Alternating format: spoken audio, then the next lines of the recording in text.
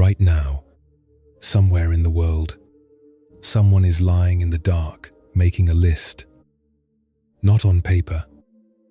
In their head. Tomorrow's meeting. The thing they forgot to say. The version of their life that was supposed to be further along by now. Maybe that is you tonight. Maybe the body has stopped moving, but the mind has not received the message. Maybe you are tired in the truest sense, not just from today, but from years of living at a pace that was never quite yours to begin with. There is a particular kind of fatigue that has nothing to do with how much you slept. It comes from living as though the next arrival, the next accomplishment, will finally be the moment you can breathe. When you can stop, when you can be here. And somewhere inside, even now, there is the quiet suspicion that you have been rushing towards something that was never anywhere else. If you feel like it, leave just one word in the comments.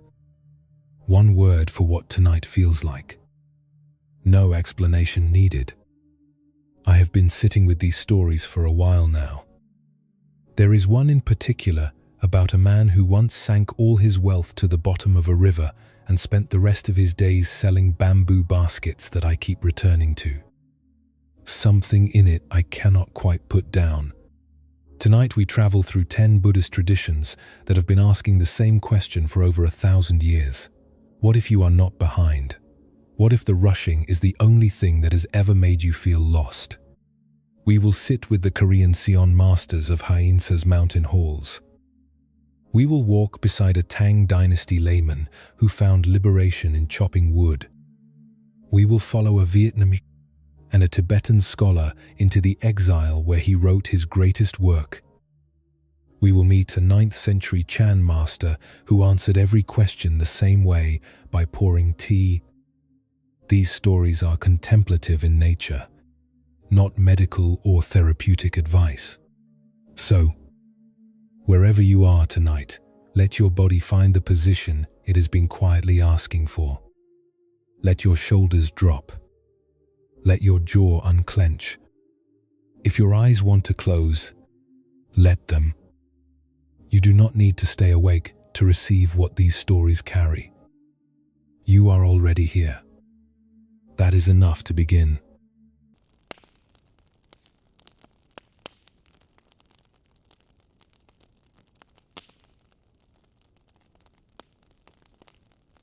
There was a man in the province of Hunan who had once been the kind of person other people envied.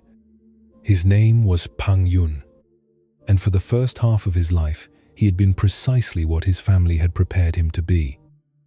His father had served the court. His grandfather before that. For generations, the Pang family had been men of ordered study and measured conduct, men who wore their respectability carefully, who believed, without ever quite saying it aloud, that a life well arranged was a life well lived. Pang Yun inherited this belief, along with everything else: the house in Hengyang with its tiled roof and its inner courtyard where a small fig tree grew beside a stone basin, the warehouse near the market where silk and ceramics moved in and out with the seasons, the ledger of debts owed and favors exchanged that constituted a prosperous man's social world. He was good at all of it. He was the kind of man who responded to letters promptly, who arrived at appointments before they began, who kept his accounts in meticulous order, and who felt, when the accounts were balanced at the end of each month, a satisfaction that he took for contentment. He had married a woman with a mind as precise as his own. They had children. They had, by any reasonable measure, enough. And yet, in the hour before dawn, when the city had not yet woken but sleep had already left him, Pang Yun would lie still in the dark and notice something he had no name for. It was not dissatisfaction in any ordinary sense. He was not a man inclined to complaint. It was something more like the feeling of having arrived somewhere after a long journey, only to discover that the arrival had not produced the feeling that arrival was supposed to produce. The busyness continued. The planning continued. The sense of almost being there continued. And underneath all of it, quiet and persistent as water finding its way through stone, was a question he had never been able to properly locate or address. It was something like, "What am I actually doing here?" He began, in his 40th year, to study the Buddhist sutras. Not dramatically, not with the urgency of a man in crisis, but with the same methodical attention he brought to everything. He read the Diamond Sutra. He read the Vimalakirti Sutra. He read texts that described the nature of mind in ways that seemed simultaneously obvious and entirely inaccessible, as if someone were describing a color he had seen 1,000 times without ever having a word for it. He kept notes in the same ledger book he used for his accounts, which gave his spiritual observations the same orderly appearance as his business records, which was, though he did not know it yet, precisely the problem.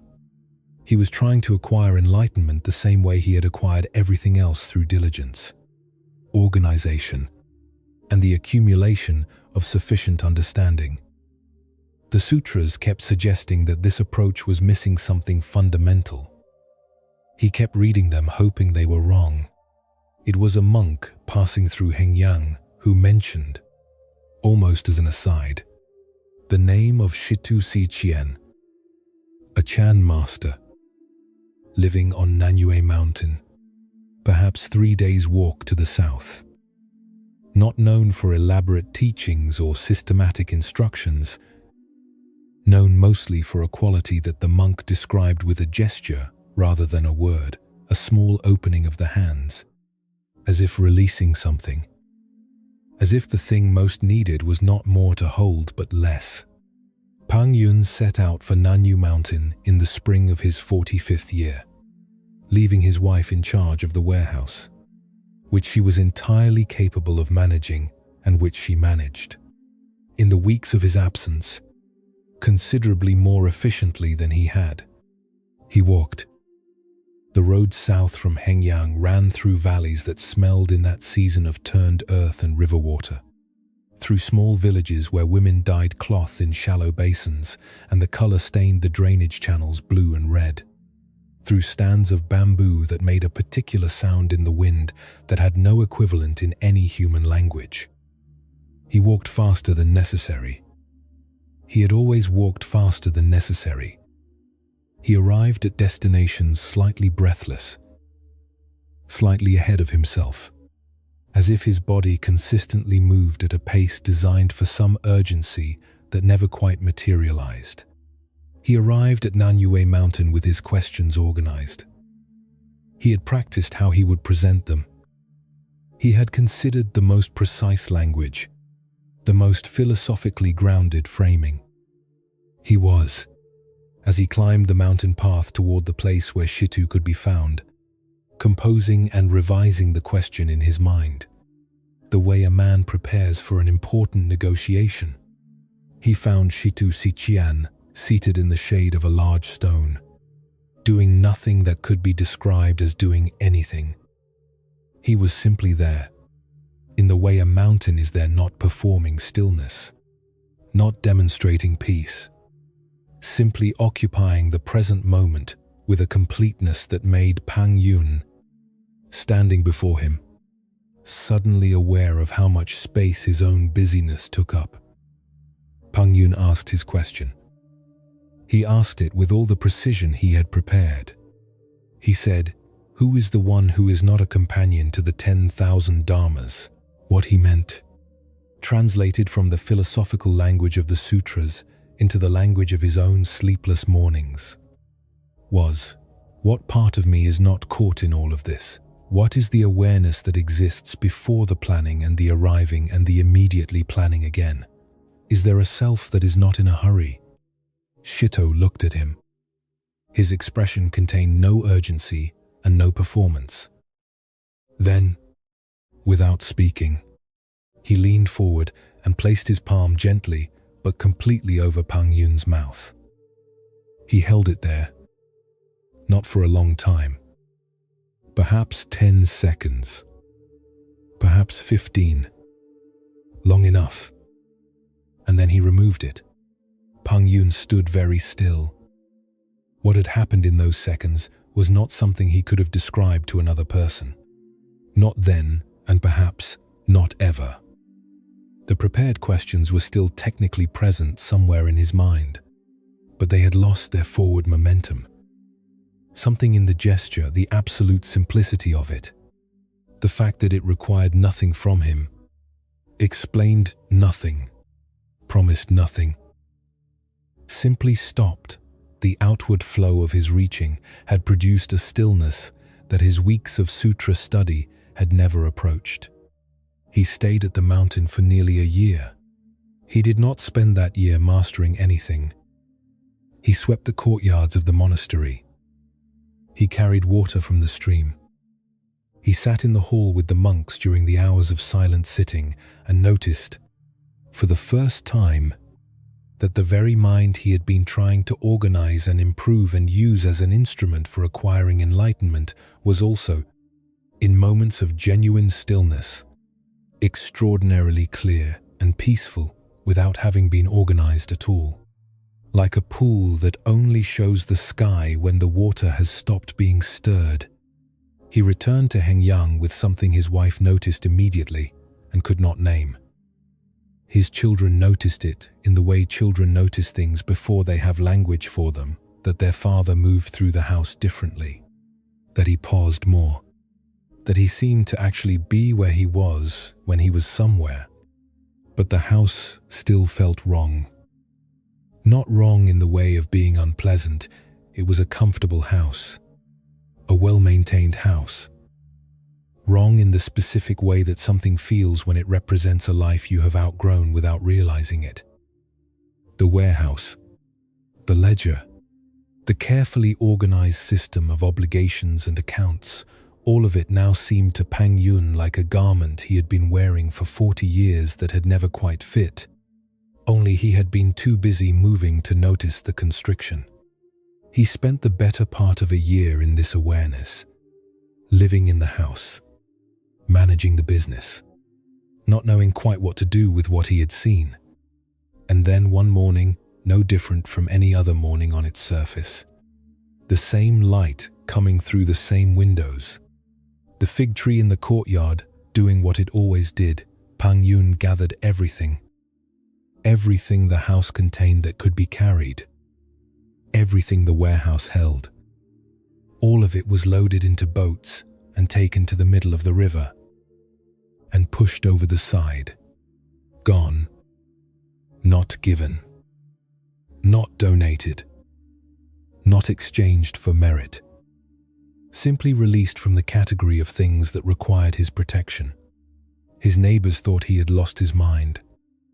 His business associates were alarmed. Several people asked why he had not at least distributed the wealth among the poor if he intended to be rid of it. He is recorded as saying that the poor had enough troubles of their own without inheriting his particular burden. But the truer answer, which he gave in poetry rather than explanation, was that he was not performing renunciation. He was not demonstrating anything to anyone. He simply wanted to know what was left when the maintenance of things was no longer the organizing principle of his days. What was left was a thatched hut. A wife who adapted to this with an equanimity that suggested she had never been as attached to the warehouse as he had assumed. A son who took to farming, and a daughter, Lingzhao. She had been perhaps 16 or 17 when the wealth went into the river, and she took to the new life with a naturalness that her father found both instructive and slightly humbling. She and Pang Yun learned together how to make bamboo baskets and utensils to split the bamboo with precision, to soak the strips in water until they became supple, to weave them into shapes that were genuinely useful and that people would pay for at the market. It was real work. It required real skill, Their hands learned the craft over months, developing the particular calluses that bamboo work produces, the small cuts that come with learning any edge tool. They walked to the market in Hengyang together most mornings, Lingzhao carrying the baskets in a frame on her back, Pangyun walking beside her with whatever else they had made that week. The walk was perhaps 4 li each way, through the same streets he had once moved through as a prosperous merchant, past the same stalls and tea houses and temple walls. He now walked at a different pace. Not slower, exactly, but no longer arriving before he had departed. Not looking ahead to the stall and the transactions while his feet were still on the morning road. The morning road had its own qualities. If you were actually walking it, rather than mentally projecting yourself to the end of it. This was, in small and undramatic ways, the teaching. One afternoon, perhaps 2 years into the life of baskets and small commerce, they were sitting together in the hut. The light came through the gaps in the bamboo walls in long thin lines across the packed earth floor, moving slowly as the afternoon moved. Lingzhao was weaving. Her hands moved without looking at what they were doing, the way hands move when they have learned something completely. Pangyun had been attempting to sit in stillness, but his mind had been circling, as it occasionally still did, around the familiar feeling of not quite having arrived. Difficult, he said aloud, though to no one in particular, though she was the only one present. Difficult. Like trying to scatter 10 measures of sesame seed and have each one land on a leaf. He meant the practice. He meant the whole project of remaining here, in this breath, in this body, in this ordinary afternoon, without the mind sliding away into somewhere else. Lingzhao's hands did not stop moving. Easy, she said. Her voice carried no correction in it. No superiority, only the particular quality of something being stated plainly. Easy. Like touching your feet to the ground when you get out of bed. Pangyun was quiet. What she meant, what she was always pointing toward in one form or another, was not a technique. She was not describing a practice that could be adopted and applied. She was describing the simple fact that the ground is always there. That presence is not a state to be achieved through effort, but the thing you land on the moment you stop positioning yourself slightly above your own life. Assessing it, managing it, rushing through it toward some imagined condition of completion. The moment you stop standing somewhere else and simply stand where your feet already are. He laughed. A real laugh. From the place where genuine recognition lives. Not the managed laugh of a man performing ease, but the unguarded kind that comes when something obvious has finally become obvious. This was the texture of their life together in the years that followed. Not solemn, not austere in any grim or heroic sense. They were sometimes cold in winter when the hut was poorly insulated against wind from the north. They sometimes ran short of rice in the days before the market. The bamboo work was real labor and produced in the fingers a permanent roughness that Pangyun had once associated only with people very unlike himself. These were not romanticized conditions. They were ordinary conditions, met with ordinary attention. But what grew slowly in those ordinary conditions was something that no comfortable arrangement had ever produced. A capacity for being here. Not as an achievement. Not as a spiritual accomplishment that could be pointed to and admired. Simply the gradual quieting of the ancient urgency. The fading of the sense that the present moment was always the wrong one. That real life was perpetually just ahead of where one's feet were standing. Visitors sometimes came to the hut, monks, lay people, wandering practitioners who had heard of the family, students of the Dharma looking for something they could not quite name. These visitors usually arrived with questions. Pang Yun received them with tea and with the particular quality of attention that makes a person feel genuinely seen. He talked with them. He argued with them sometimes, with a playfulness that was never unkind. He offered perspectives that illuminated without explaining away. But it was often Lingzhao who the visitors remembered afterward. Not because she performed wisdom, she rarely spoke to visitors at length, but because she was, in a way that was difficult to describe and impossible to argue with, simply there, completely there. The baskets she was weaving were completely being woven. The tea she was pouring was completely being poured. There was no sense of a person managing their presence from somewhere slightly above or outside it. She was in her own life, the way a stone is in a river, not resisting the current, not directing it, simply occupying the exact place that is occupied. One day, when both father and daughter were older, a visitor asked the question that visitors often asked, whether the practice of the way was difficult or easy. Pang Yun said, "Difficult. Difficult. Like trying to cover a tree in sesame seeds." His wife, passing through the room carrying vegetables from the garden, said without pausing or turning her head, "Easy. Easy. Just touching your feet to the floor when you get out of bed." Lingzhao, seated nearby, weaving, said, "Neither difficult nor easy. On the 100 grass tips, the ancestors' meaning."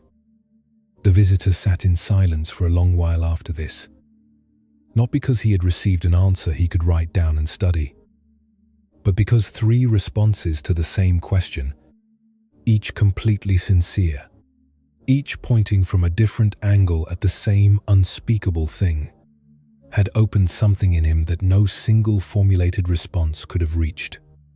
On the 100 grass tips, right there, distributed through all the ordinary things of an ordinary afternoon, not waiting for conditions to improve, not located at the end of practice or the summit of understanding.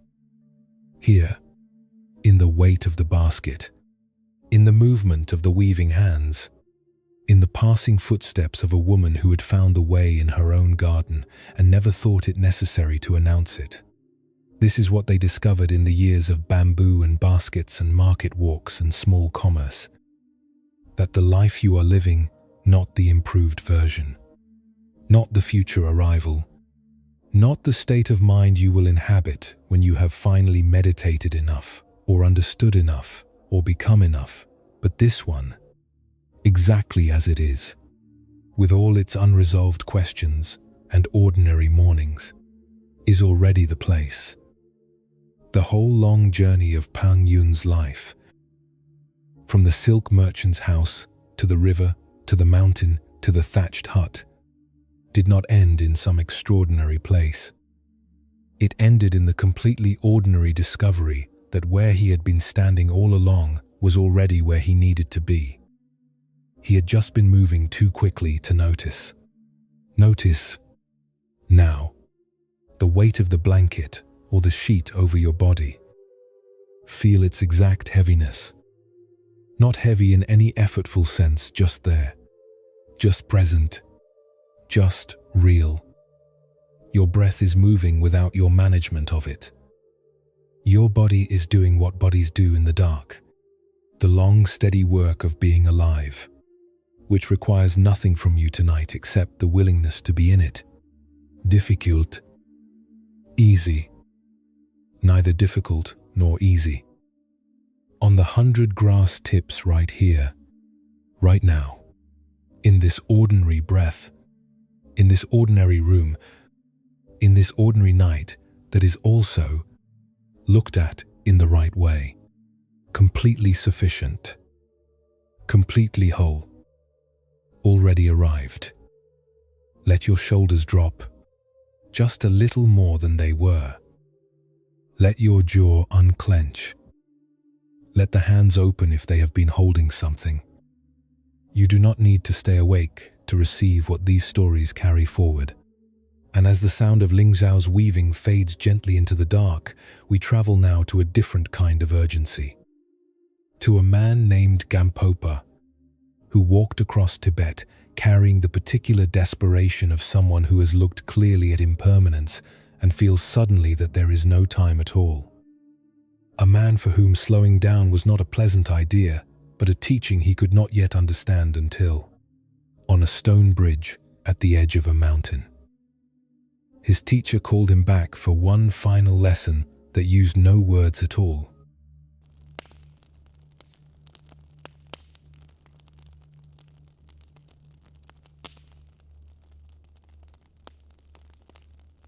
He had been a physician before he became a monk, and a husband before he became either. His name was Gampopa, and the first 25 years of his life had been arranged around love, the way certain buildings are arranged around a central courtyard, everything opening inward toward that one thing, everything organized by its presence. He had married young, in the village of Takpo in southern Tibet, in the way that young men of good family married in that era, with ceremony and expectation and the particular confidence of someone who has not yet discovered that the future is not a contract. He practiced medicine. He studied the Buddhist texts with the seriousness of a man who takes ideas as seriously as feelings, and the feelings as seriously as breath. He was, by all the measures available to him, living the life he was supposed to be living. Then the plague came. It arrived in the region of Takpo without announcement, as plague does, moving through the valley in the autumn of the year when Gampopa was 24. It took his 2 children first, in the space of 10 days. Then it took his wife. He sat with her through the final night. The room was cold. The lamp burned low and then lower, and he watched her face in that failing light and understood, in the particular way that grief teaches you things that no amount of philosophy has been able to teach, that there is not enough time for the conversations they had not had, not enough time for the days they had not yet lived, not enough time for any of it. And the fact that he had not known this until now had moved through his days as though tomorrow were guaranteed, as though the life he was building had the permanent structure of stone, when in fact it had all along the permanence of morning, light on water, filled him with a terror that had nowhere to go and everything to do with urgency. He became a monk 3 months after her death. This was not an escape from grief, though it looked like one from the outside. It was the direct consequence of grief fully received, the recognition that if everything could be taken in an autumn, then he wanted to know what, if anything, could not be taken. He wanted to find whatever was underneath the impermanence. He wanted to do this immediately, with everything he had, without wasting any more of the time that had just revealed itself to be so devastatingly finite. He threw himself into practice the way a man throws himself into water when he is on fire. He studied the Kadampa teachings. He meditated with a focus that his fellow monks described, with a mixture of admiration and slight unease, as ferocious. He sat for hours that became days, that became seasons, and he became genuinely accomplished. His mind grew quieter. His understanding deepened. His teachers confirmed his progress. He was, by any reasonable assessment, doing extraordinarily well. And yet, underneath all of it, still running like a current beneath a frozen river, was the urgency, the sense that there was not enough time, that he needed to arrive somewhere before the moment when the plague might come again, or the age itself might end, or impermanence might take something else he had not thought to protect. The practice had become, without his quite recognizing it, another form of rushing. He was meditating the way he had once practiced medicine with skill and sincerity. Yes, but also with the particular quality of someone who is racing against something. He heard the name Milarepa first from a beggar. He had gone out one afternoon from his monastery into the surrounding countryside, moving through a section of trail he used when he needed to think without walls around him. 3 beggars were resting beside the road, picking lice from their robes in the unself-conscious way of people who have long since stopped caring about appearances. He would have passed them without particular attention if one of them had not said a name. The beggar was speaking to the others about what kind of life would be worth wanting. The first beggar said he wanted a large barn full of tsampa and a warm soup to go with it. The second said he would prefer to be born a king. The third said, with an expression that Gampopa would remember for the rest of his life, an expression of genuine, unperformed peace, that neither tsampa nor kingship amounted to much, because both would end. What he would pray for was to live like Milarepa, the mountain yogi, the one who had turned a murderer's body into a Buddha's body through sheer persistence and absolute surrender, the one who needed no possessions because he had found something that could not be possessed and could not be taken. Gampopa stopped walking. Something happened in his chest.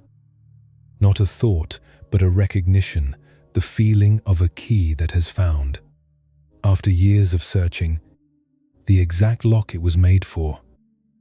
His eyes filled with tears in a way that surprised him, in the way that things surprise us when they touch something we did not know was waiting to be touched. He went to the beggars and asked where Milarepa could be found. They told him, somewhere in the mountains of the Drin Valley, in the north. They told him to go to Latro and ask.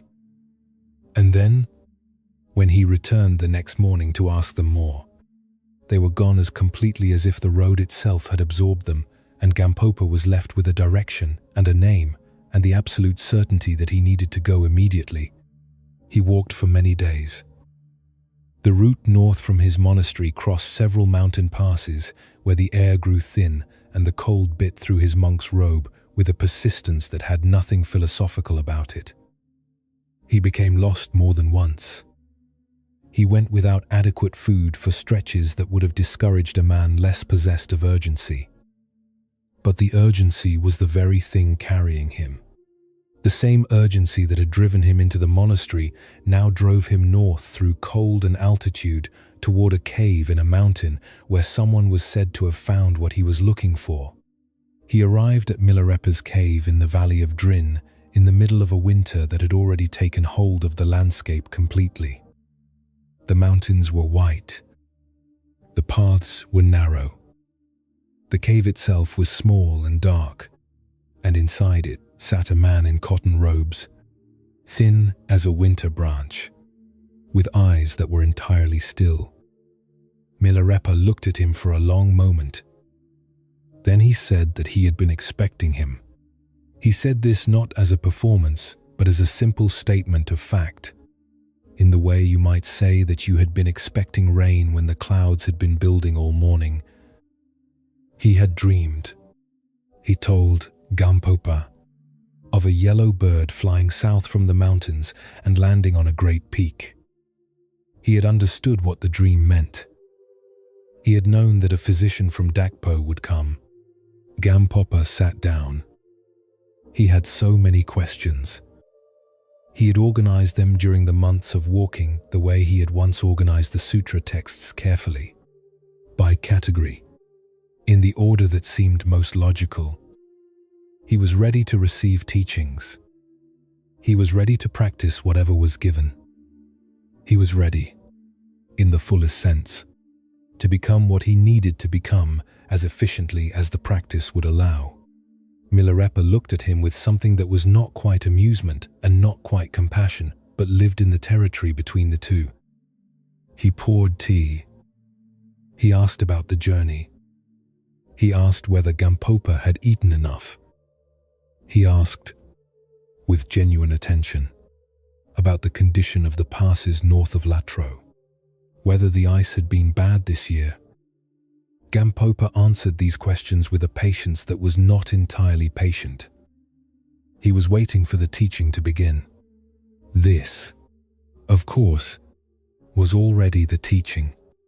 In the 13 months that followed, Milarepa gave Gampopa everything that could be given in words, informal instruction, in direct practice. He taught him the 6 yogas of Naropa. He gave him the transmission of Mahamudra. He sat with him through long nights of practice and answered questions in the slow, unhurried voice of someone for whom time had become an entirely different substance than it was for the man sitting across from him. Gampopa's mind, already prepared by years of Kadampa training, absorbed these teachings with the particular clarity of a vessel that has been well made and is now being properly filled. But something in Milarepa's manner kept returning Gampopa's attention to the same question, the one underneath all his organized questions, the one he had been circling since the night his wife died. It was the question of how to be fully here, not as a technique, not as something to be accomplished through sufficient practice, but as something that was, somehow, already the case, already true, already present, and that all the effort and urgency and forward-rushing practice was somehow sliding past rather than arriving at. The other disciples noticed the change in Gampopa over those 13 months. Not a dramatic change. Not the kind of change that announces itself, but something in the quality of how he occupied the cave, the way he moved through the daily tasks of the community, the way he sat in practice. Something had become less effortful, less bent toward arrival. The urgency that had driven him across passes and mountains and cold plateaus was not gone, but it had shifted into something different. Something more like deep attention and less like running. When the time came for Gampopa to leave, Milarepa walked with him. They walked together in the morning air, father and son, through the scrubby highland vegetation of the Drin Valley. The sky above the mountains was the particular color that Tibetan skies are in early spring, a blue, so deep and clear it seems almost aggressive. Small mountain flowers were beginning to push through the gravel at the edges of the path. Milarepa walked at the pace of a man who is not trying to arrive anywhere, which meant he walked at the pace of the morning itself. At the stone bridge where the river could be crossed, Milarepa stopped. He said, "As a good omen, let us not cross together. Let us sit here, father and son, and talk for a while." They sat beside the river. The water was cold and fast with spring snowmelt, a color between gray and green, and the sound of it surrounded everything they said. Milarepa took Gampopa's hand. He spoke for a long time about how to live in the world, about humility, about the snares of pride and the 8 worldly concerns that pull a practitioner back into the current of grasping. He sang a farewell song that Gampopa would remember every word of for the rest of his life. He placed his feet on the crown of Gampopa's head in the gesture of final empowerment, giving him the last formal transmissions. Then he embraced him. Gampopa bowed and lifted his pack and crossed the stone bridge alone, leaving his teacher standing on the other side of the river. He walked east. The path rose away from the river through a stand of juniper and then opened onto a long plateau from which he could see, if he turned, the entire valley of Drin spreading out below him in the spring light. He did not turn. He kept walking, the way a man walks when he is trying not to feel the weight of leaving. He had gone perhaps 400 paces, perhaps a little more, far enough that the sound of the river was fading, far enough that the voice of the bridge was almost out of hearing when he heard, "Carry carried over the distance and the cold air. Milarepa, calling his name. He stopped. He turned. He could see, across the distance, the small figure of the old yogi on the far bank of the river, motioning him back. Gampopa stood still for a moment. He did not know what this meant. He had received everything, every formal transmission, every teaching, every word of the farewell. He understood that Milarepa had more to give him. He could not imagine what it could be. He walked back. He crossed the bridge again. He stood before his teacher.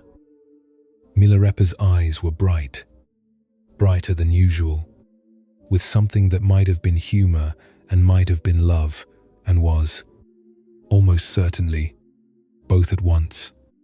He said, "Who else deserves this teaching if not you? It is too precious to give away without care. Come here." Gampopa waited, his heart already open for whatever words would come. He thought perhaps there was a final transmission he had missed, a text he had not yet received, a practice that could only be given in this way, only in this moment of leaving, only when the student had already crossed the bridge and turned back. Milarepa reached behind himself, gathered the back of his cotton robe, and lifted it. He revealed his bare buttocks, which were covered in calluses so thick and so hardened that they resembled not skin but stone, ridged and knotted and ancient-looking, the testimony of decades of sitting on cold cave floors without cushion, without softening, without any accommodation to comfort. Decades of this, decade after decade of just this sitting, here, in this body, on this ground, without going anywhere. He said, "There is nothing more profound than this." He said, "This is my teaching."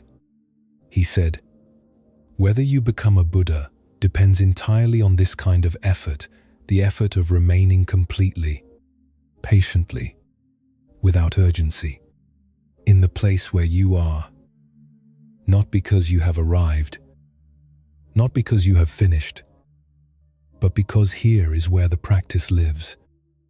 Here is where the teacher lives. Here is where the mind finally stops chasing its own tail and simply sits in the ordinary remarkable fact of being present." Gampopa stood looking at his teacher. He wept, not from sadness, though there was some of that in it, the grief of leaving.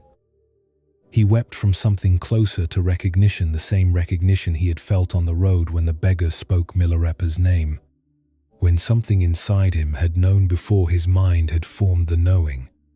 All of the urgency, all of the running toward practice, the racing against impermanence, the desperate forward motion that had begun in a cold room with a dying lamp in the autumn of his 24th year, all of it had been, in its own way, another form of being somewhere else.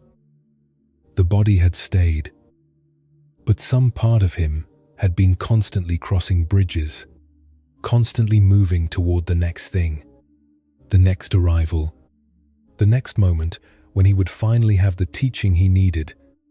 And here was the teaching, written not in any text, not transmittable through any ceremony, not achievable through any amount of effort in the conventional sense.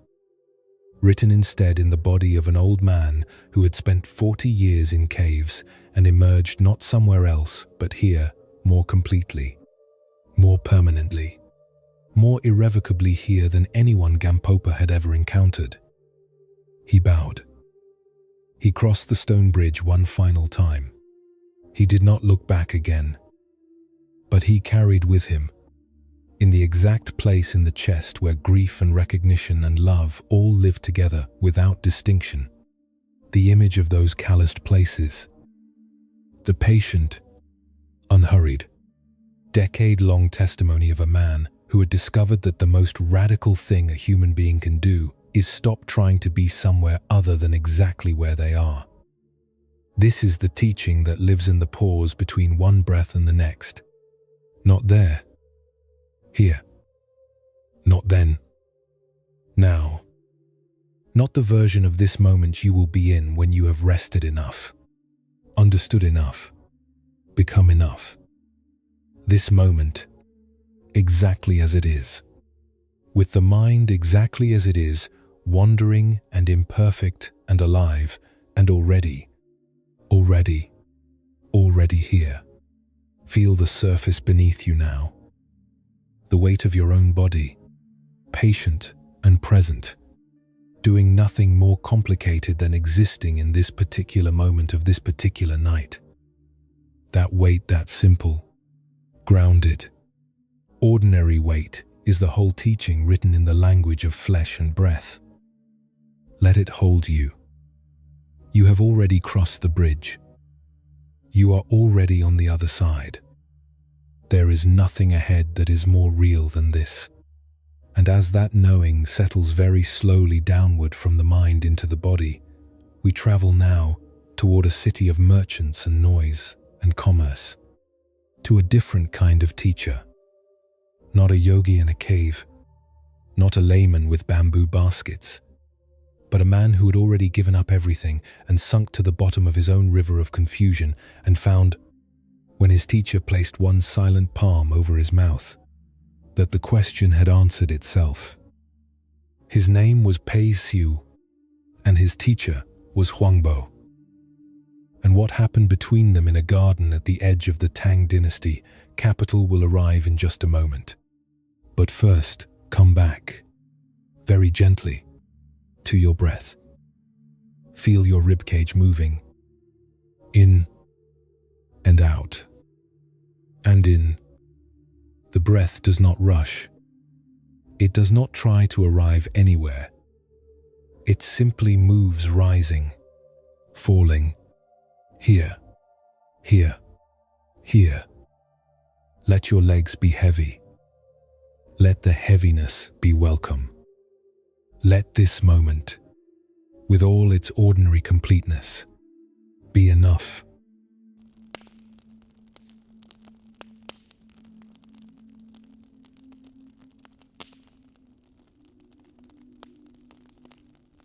There was a man in the Tang dynasty court who believed, for most of his life, that the problem with his mind was that it had not yet been given enough to understand. His name was Pei Siu. He had been born into a family of scholars, the kind of family in which a child's earliest memories are organized around the smell of ink and the particular silence that descends over a house when serious reading is underway. His father had passed the imperial examinations. His uncles had served in the ministries. The expectation that Pei Siu would do the same was never stated directly. It did not need to be. The way certain facts do not need to be stated because they are already the shape of the air around a person, already the architecture of the life they are being prepared to inhabit. He passed his own examinations in his early 20s with results that drew favorable attention. He was given his first appointment and found, somewhat to his own surprise, that he was genuinely well suited to the work. He had a mind for systems. He could hold the relationships between many moving parts simultaneously, could see how a decision in one corner of an administrative structure would ripple through the whole, could write a memorial to the throne in language that was precise without being cold, authoritative without being threatening. These were not trivial skills. The empire was vast and perpetually complicated, and the men who kept it coherent were as necessary as the generals who defended its borders, and considerably more numerous. He rose steadily. Each appointment led to another appointment that was larger, more responsible, further toward the center of the empire's actual functioning. By the time he was appointed as a major provincial official in Jiangxi in his mid-40s, he was a man whose correspondence was read carefully, whose recommendations were considered seriously, whose judgment had accumulated the particular authority that comes from having been consistently right over many years. He was also, and had been for as long as he could clearly remember, engaged in a practice of a different kind entirely.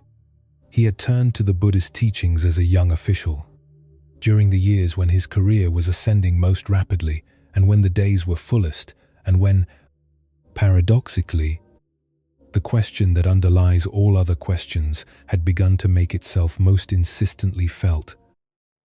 The question was not one he could have stated in a single sentence.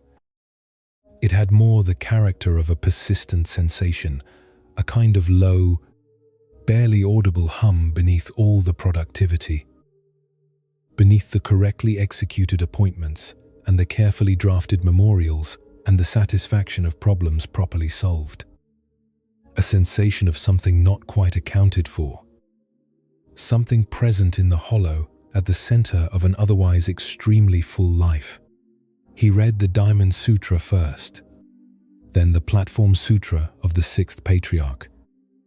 He moved through the major texts with the organized attention of a man who had been trained to master subjects, taking notes, identifying key concepts, cross-referencing one teaching against another, building in his mind a framework of understanding that became, over years, genuinely sophisticated.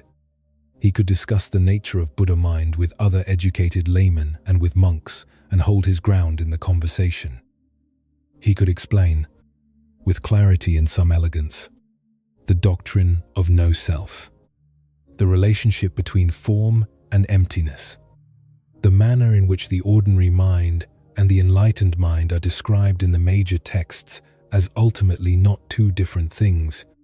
What he could not do, and this was the thing that the sophistication of his understanding did not touch and could not touch and had never once touched, was actually experience the stillness that all of these texts were pointing toward. He understood that there was a stillness. He understood it thoroughly, from multiple angles, in precise philosophical terms. And yet, when he sat in the mornings before his household woke and attempted simply to be present in his own life, without the motion and the planning and the managing of complexity, without the forward momentum that had been the organizing condition of his entire existence, the stillness remained precisely as remote as it had always been. The understanding pointed at it. The understanding was unable to reach it. He had heard Huangbo's name from a senior monk who passed through Jiangxi during the second year of Pei Shu's appointment there. The monk described Huangbo with a restraint that was more compelling than enthusiasm would have been a quality of quietness in the description, as if the monk were choosing his words carefully, not because the subject was difficult to describe, but because describing it too readily might somehow diminish it. He said that Huangbo was a teacher of the Hongzhou lineage, a student of the great Baizhong. He said that Huangbo was very tall, which seemed an odd detail, but the monk offered it with an emphasis that suggested it was not incidental. He said that something happened in Huangbo's presence that did not happen when reading his words transcribed by others. Pei Shu filed this information in the particular way that an organized mind files things it considers potentially important, not urgently, but with the quiet note to return to it when conditions allowed. The conditions allowed in the spring of the year, he had authority over Jiangxi. He used that authority, which was considerable, to invite Huangbo to take up residence at Longxing Monastery, near the city where Pei Shu's offices were housed. The arrangement suited his life perfectly. He could attend teachings in the evenings, after the day's administrative business had been completed and discharged. He could bring his carefully organized questions and receive carefully considered answers at times when his mind was already in its most analytical mode. He had imagined this very clearly. The teaching sessions with Huangbo would function as a superior form of the sutra study he had been doing for decades, more direct, more precise, correcting whatever misunderstandings had accumulated, filling whatever gaps remained in his framework of understanding. He would emerge from the period of study with a more complete and accurate model of what the text described. This was not what happened. The first evening, Pei Xiu sat with Huangbo. The session began with Pei Xiu asking a question he had prepared carefully. It was a good question, philosophically precise, grounded in the relevant texts, narrow enough to invite a specific answer rather than a general discourse. Huangbo answered it. The answer was not what Pei Xiu had expected. It was shorter than anticipated. It did not address the philosophical framework within which the question had been asked.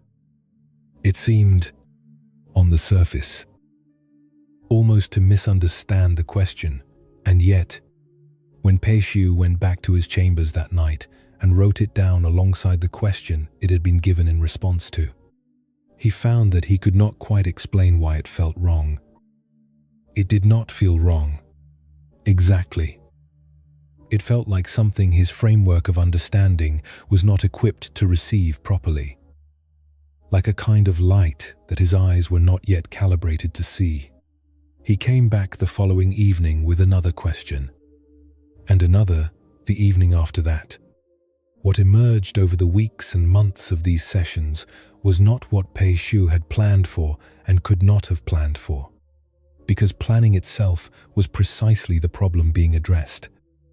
What emerged was the slow, resistant, genuinely uncomfortable recognition that the mind he had been studying Buddhism with was the same mind that was preventing him from experiencing what Buddhism described. His organized intelligence, his great and genuine asset, the tool that had served him so well in every other domain of his life was, in the context of this particular inquiry, a kind of elaborate barrier. Not because intelligence was wrong, not because study was useless, but because what Huangbo was pointing at was prior to intelligence, was prior to understanding, was, if the phrase meant anything at all, prior to the organized self that was so efficiently doing all the seeking. He was trying to grasp the hand that was doing the grasping. He was using the forward-rushing mind to arrive at the place where forward-rushing stops. He had been doing this. He began to understand. For his entire adult life, not just in his Buddhist study, but in everything. The sense of not quite having arrived that had accompanied his career from its very beginning. The hollow at the center of the full days. The persistent feeling that the next accomplishment, the next promotion, the next successful navigation of complexity would finally produce the experience of actually being present in his own life. He had been rushing, with extraordinary competence, toward a destination that kept moving because the moving itself was what prevented the arriving. He spent 3 days writing an essay. It was autumn by then, the kind of Jiangxi autumn that arrives gently, changing the light through the paper screens of the monastery from the clear white of summer to something softer and more golden and slightly melancholy. He wrote the essay with all the skill he possessed, his genuine skill with language, his real depth of study, his sincere effort over many years to approach with careful words the thing that Huangbo kept pointing past words toward. He organized his understanding of the nature of mind into the most precise and articulate form he could achieve. He was quietly proud of it in the way one can only be quietly proud of something one believes to be genuinely good. He placed it before Huangbo the following afternoon. Huangbo looked at the manuscript. He placed one large, unhurried hand on it, feeling the weight of the paper, the quality of the silk cord binding the pages. He did not open it. The silence that followed was long enough to become slightly uncomfortable in the way that silences become uncomfortable when a powerful man is accustomed to having his offerings received promptly and with appropriate attention. Then Huangbo looked up at Pei Shu and asked, without expression, without cruelty, without anything except genuine and uncomplicated directness, "Do you understand?" Pei Shu considered the question.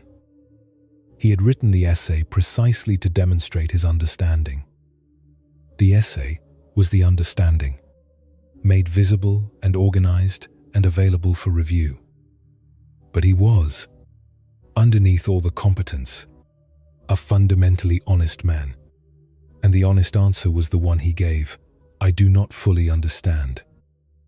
I have written it so that you might show me what is missing." Huangbo looked at him for a long moment with the eyes of someone who is not performing patience because they have never needed to perform it. Then he said, "If it can be understood in this way, it is not the true teaching. If it can be seen in paper and ink, it is not the essence of what we are pointing toward." He set the manuscript to one side without reading it. He said nothing further immediately. The lamp between them moved slightly in a draught from the corridor, and the quality of the light shifted in the room. And somewhere in the monastery, a bell rang once for the evening meal and fell silent. And the silence after the bell had the quality of something completed. Then Huangbo spoke. He said, "The one mind is the Buddha. There is nothing else. All the Buddhas and all sentient beings are nothing but this one mind, beside which nothing exists." He said, "This mind has never been born and will not die. It is not blue, not yellow. It has no form and no characteristic. It does not belong to existence or to non-existence. It cannot be considered new or old, cannot be called long or short, cannot be measured in any direction." He said, "You have been studying this mind for many years. You have been seeking it with great diligence. And in all that seeking you have not yet noticed that the one who is seeking is precisely what is being sought. The eye cannot see itself. The hand cannot grasp itself. The mind that rushes toward awakening is itself the awakened mind. Only it cannot see this while it is moving so quickly in the other direction." He said, "If you would only cease the seeking, even for the length of one breath, the mind would rest in its own nature. Not because you have added something to it, not because you have arrived somewhere, but because its nature is rest, and the seeking is what has always obscured this." Pei Shu was quiet. He was not quiet in the intellectual way of a man receiving new information and evaluating its correctness. He was quiet in a different way, the way of a man who has just felt the floor shift slightly beneath him without the room having moved, who has just discovered that the solid surface he had been standing on was not what he thought it was, and that what it actually is might be something larger and simpler and less in need of management than anything he had previously supposed. The lamp between them burned steadily. The sound of the monastery at evening moved through the walls, footsteps in the courtyard, the distant clatter of the kitchen, a monk somewhere reciting quietly in the rhythm that recitation takes when it has become as natural as breathing. All of it utterly ordinary. All of it, in this moment, luminous in a way that Pei Shu could not explain and did not try to explain. He came back many times in the years that followed. He used the resources and the authority of his position which grew over those years until he became one of the senior ministers of the entire Tang court to support Huangbo's community, to build the master a new monastery on donated land, to give him the materials and the workers and the space that allowed the teaching to continue. Huangbo named this new monastery after the mountain of his earliest practice, the mountain of the yellow cedar, whose leaves fall in autumn without effort, without drama, without needing to be persuaded that the time has come to let go. In the year that Huangbo died, Pei Shu sat with his notes and began to write the 2 volumes that would eventually carry Huangbo's teaching to every subsequent century. He spent months on this. He organized with all his skill the dialogues, the sermons, the moments of direct instruction, the answers that connected to their questions and the answers that deliberately did not connect, the silences that were sometimes the whole teaching. He finished the preface in the autumn. On the 8th day of the 10th month, he had been carrying the teaching for 15 years by then. He had held positions of extraordinary power in the most sophisticated court in the world during those 15 years. He had administered provinces, written policy, navigated the treacherous currents of imperial politics. He had continued sitting in the mornings before his household woke. He had continued failing, on most of those mornings, to remain in the stillness for more than a few breaths before the mind went forward again. Reaching, organizing, planning, seeking, but something had changed. Not in his capabilities or his circumstances, or even in the frequency of the reaching. Something had changed in his relationship to the reaching itself. He could now feel it as reaching could feel the quality of forward motion in the mind, the way it bent toward what was not yet here, the specific muscular sensation, if sensation is even the right word, of the mind trying to arrive somewhere other than exactly where it was. And in feeling this clearly, without judgment, without the additional urgency of needing the reaching to stop, he could also sometimes, in the spaces between the reaching, feel what was there when the reaching paused, which was, always, exactly this. The room he was sitting in, the lamp he was sitting beside, the sound of whatever the night outside contained, the breath moving in and out of the body without instruction, without effort, without needing to be guided towards some superior form of breathing. Just this, already complete, already whole, already, if the word meant anything at all, arrived. This is the pattern that Huangbo kept pointing at. Not as a doctrine, and not as a technique, and not as something to be achieved through sufficient study or sufficient sitting or sufficient years of sincere effort. A pattern in the mind itself. The pattern of always reaching forward. The pattern of always treating the present moment as a corridor to the next moment, rather than as the room one is actually standing in. The reaching is not wrong. It has brought you everything useful. It has built the life you are living. It is a magnificent tool, the forward-rushing mind. But it does not know how to stop. It does not know that stopping is possible. It treats stopping as failure, as a falling short, as the giving up of someone who has not tried hard enough. And in this not knowing, it misses the only thing it has always been searching for, which is here, which has always been here, which is the simple, unremarkable, luminous fact of being alive in this moment, in this body, in this breath, without needing it to be different from what it already is. Feel the weight of the surface beneath you, the precise and familiar heaviness of your own body lying still.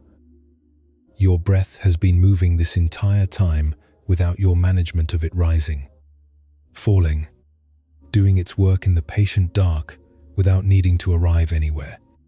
That breath, that ordinary, remarkable, already present breath, this is what Huangbo was pointing at. Not somewhere else. Not in the essay. Not at the end of more understanding. Right here, in the simple fact of being already alive, already present, already home in your own body on this particular night. Let the eyes be still behind their lids. Let the jaw be loose. Let the hands open very slightly. the fingers uncurling, releasing whatever grip they have been holding in the dark. The next story carries us east and forward, into the forests of northeastern Thailand, to a monastery that smells of teak and morning damp and old incense, where a teacher named Ajahn Chah has something to say about the kind of urgency that has traveled with us from Peishu's study all the way here, something that will not be what the urgent mind expects to hear. And that is precisely why it needs to be heard. But first, let the breath do its work. Just one long, unhurried out breath, carrying with it whatever the body has been holding without needing it released into anything in particular. Just out, just gone, just here.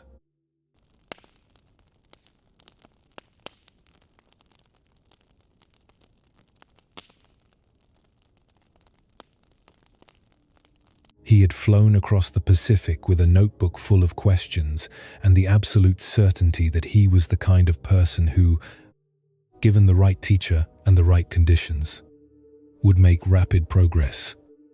His name in the monastery would be Thita Dhammo, the one who stands firm in the Dhamma, but before he was given that name, he was simply a young American who had read enough books about Buddhism to believe he understood what he was looking for, and who had come to northeastern Thailand because the books kept pointing, one way or another, toward this forest, toward this teacher, toward the monks in brown robes who walked barefoot through the early morning mist, collecting alms from the village that surrounded the monastery on three sides.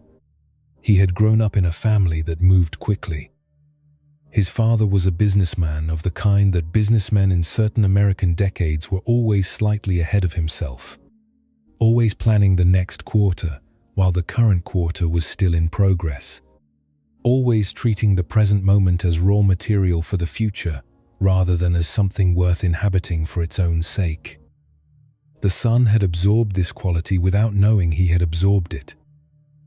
The way children absorb the weather of the household they are raised in, taking it for normal long before they have any comparison. He had been to university. He had read Thoreau, and then Huxley, and then Alan Watts, and then had worked his way, with the same focused efficiency he brought to everything. Through the major translations of the Pali Canon and the collected teachings of several living Theravada masters, he was, by his mid-20s, genuinely well-read in the Buddhist tradition, the kind of person who could hold a sophisticated conversation about the nature of samadhi and its relationship to insight practice, who understood the theoretical distinction between concentration and mindfulness, who could identify the specific points at which the Theravada and Mahayana approaches to the question of no-self began to diverge. He had never once sat still for longer than 20 minutes without the mind going somewhere urgent. He had tried. He had set up a small shrine in his apartment, bought a meditation cushion of the correct height, followed the instructions of 3 different teachers through 3 different traditions of formal practice. He would sit, and after a few minutes, the mind would go to the list of things requiring attention, to the conversation from yesterday that he had not resolved to his satisfaction, to the question of whether he was doing the practice correctly, to the question of whether this teacher's method was genuinely superior to that teacher's method, to the meta-question of whether his approach to the practice was itself the problem, which it was, though he had not yet found the angle from which to see this clearly. He arrived at Wat Nong Pa Pong in the hot season, when the teak forest that surrounded the monastery absorbed the heat and held it, when the air between the trees smelled of dried leaves and the particular astringency of teak bark in the sun, when the monks rose before dawn for chanting and the chanting moved through the still air of the forest as if the forest itself were chanting. The monastery had been established by Ajahn Chah in a clearing that local villagers called Haunted, not a reassuring name. But the forest monks of the Thai tradition had always preferred their practice places slightly uncomfortable. slightly outside the range of ordinary human confidence, slightly demanding of the kind of courage that gets refined through proximity to what one finds difficult. He presented himself at the gate with his notebook and his questions and his genuine sincerity, which was real and which mattered, and was given a robe and a place to sleep, and told that breakfast a single meal, collected on alms round before the village was properly awake, would be at 6 in the morning, and that silence was maintained between the end of the evening chanting and the beginning of the morning alms round. He nodded. He had read about this. The alms round on the first morning taught him something that the books had described, but that he had not understood the description of. He walked barefoot with the other monks in single file along the dirt road that led from the monastery into the nearest village.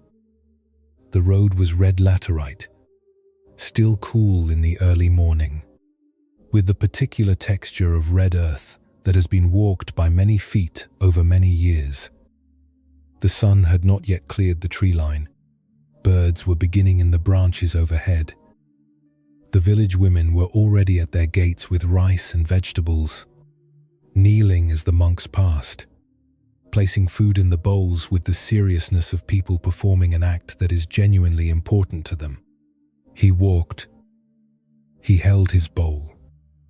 He tried to be mindful in the way the books described being mindful, with full attention to the experience of each step, to the sensation of the earth beneath the bare soles, to the quality of the morning air on the arms and face, to the sounds of the forest and the village assembling themselves into morning.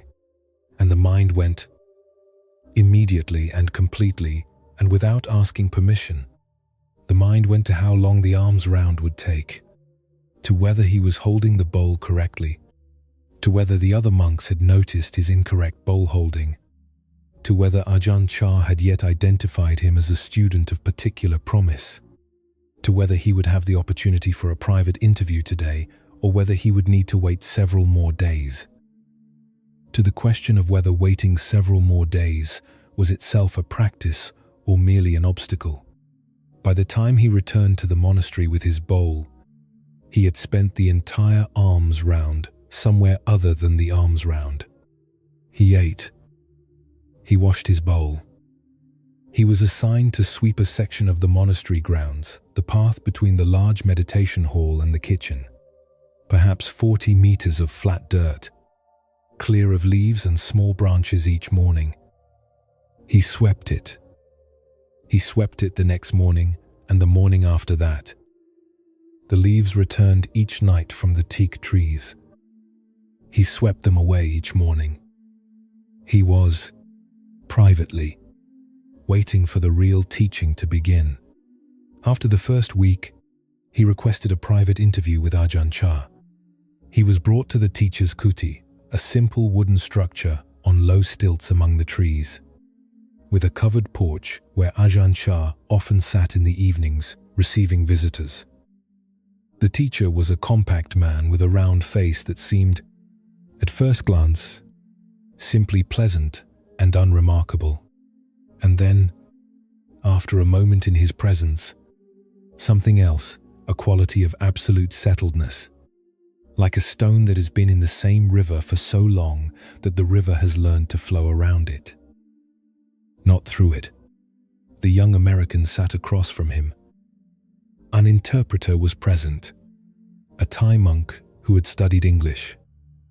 The young man opened his notebook. He explained, with care and some precision, the nature of his practice history. He described the 3 teachers he had worked with and the methods of each.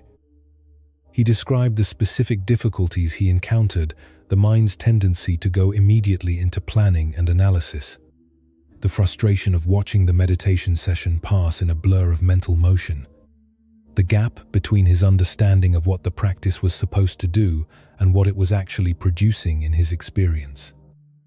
He asked, with the earnestness of someone who has genuinely tried and genuinely wants to understand what he is missing, what he should do differently. Ajahn Chah listened through the entire account. His expression did not change. He was not impatient.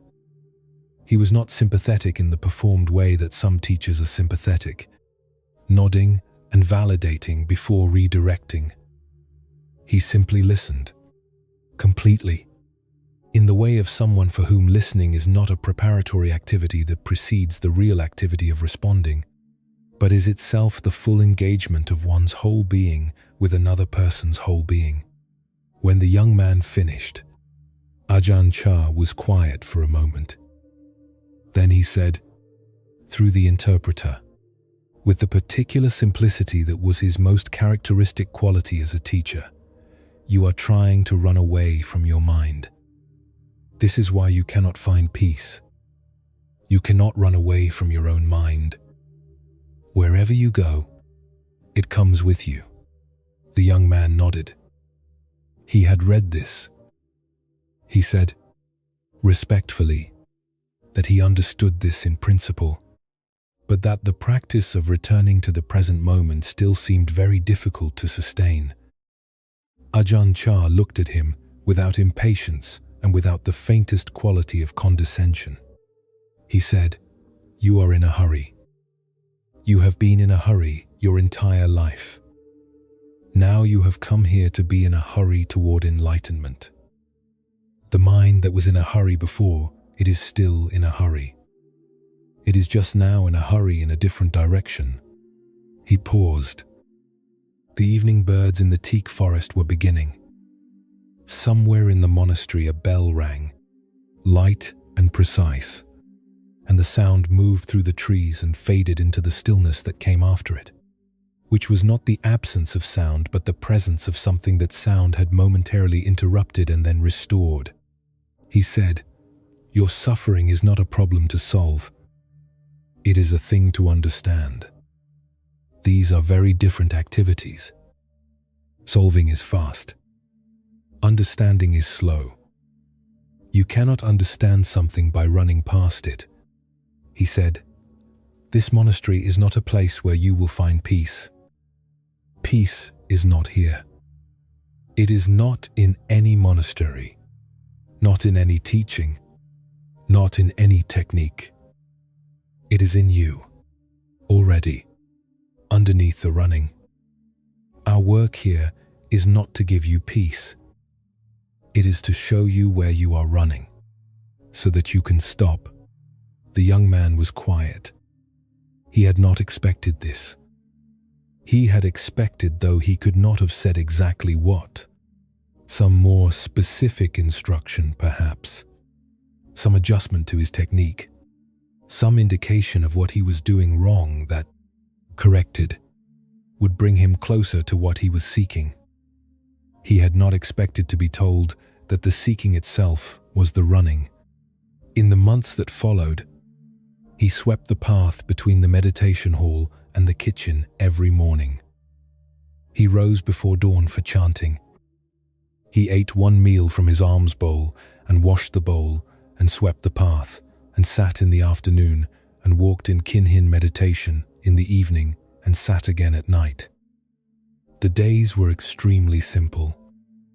The days were, by the standards of his previous life, almost unbearably repetitive. The mind, which had been accustomed to constant new input, constant variation, constant stimulation from a world organized around the premise that novelty equals value, had nothing to work with and said so, loudly, for the first several weeks. But something happened in the repetition that did not happen in the variety. It was not dramatic. It was not the experience of blissful stillness he had read about and had been privately hoping to achieve within a reasonable number of months. It was more like the slow adjustment of the eyes when you enter a dim room, at first seeing nothing, then gradually making out shapes, then discovering that the room was not empty at all, but full of things that simply required a different quality of attention than the bright light outside had prepared you for. He began to notice the running, not as a concept he had intellectually understood, but as an actual, physical, moment by moment, sensation. He could feel the mind reaching forward into the next moment before the current moment had completed. He could feel the particular quality of urgency that had organized his entire life, the sense that everything was building towards something. That the current moment was always a corridor to a more real moment just ahead. And he could feel this now as a sensation in the body, a tightening in the upper chest and shoulders, a forward lean that was not in his physical posture, but was somehow present in the quality of his attention. And in feeling it clearly, without immediately trying to solve it or correct it or make it go away, something began to happen. Not the absence of the running, not the achievement of stillness, but a small, incremental, undramatic loosening of the grip. The way your hand loosens around something you have been holding tightly when you finally notice that you have been holding it tightly.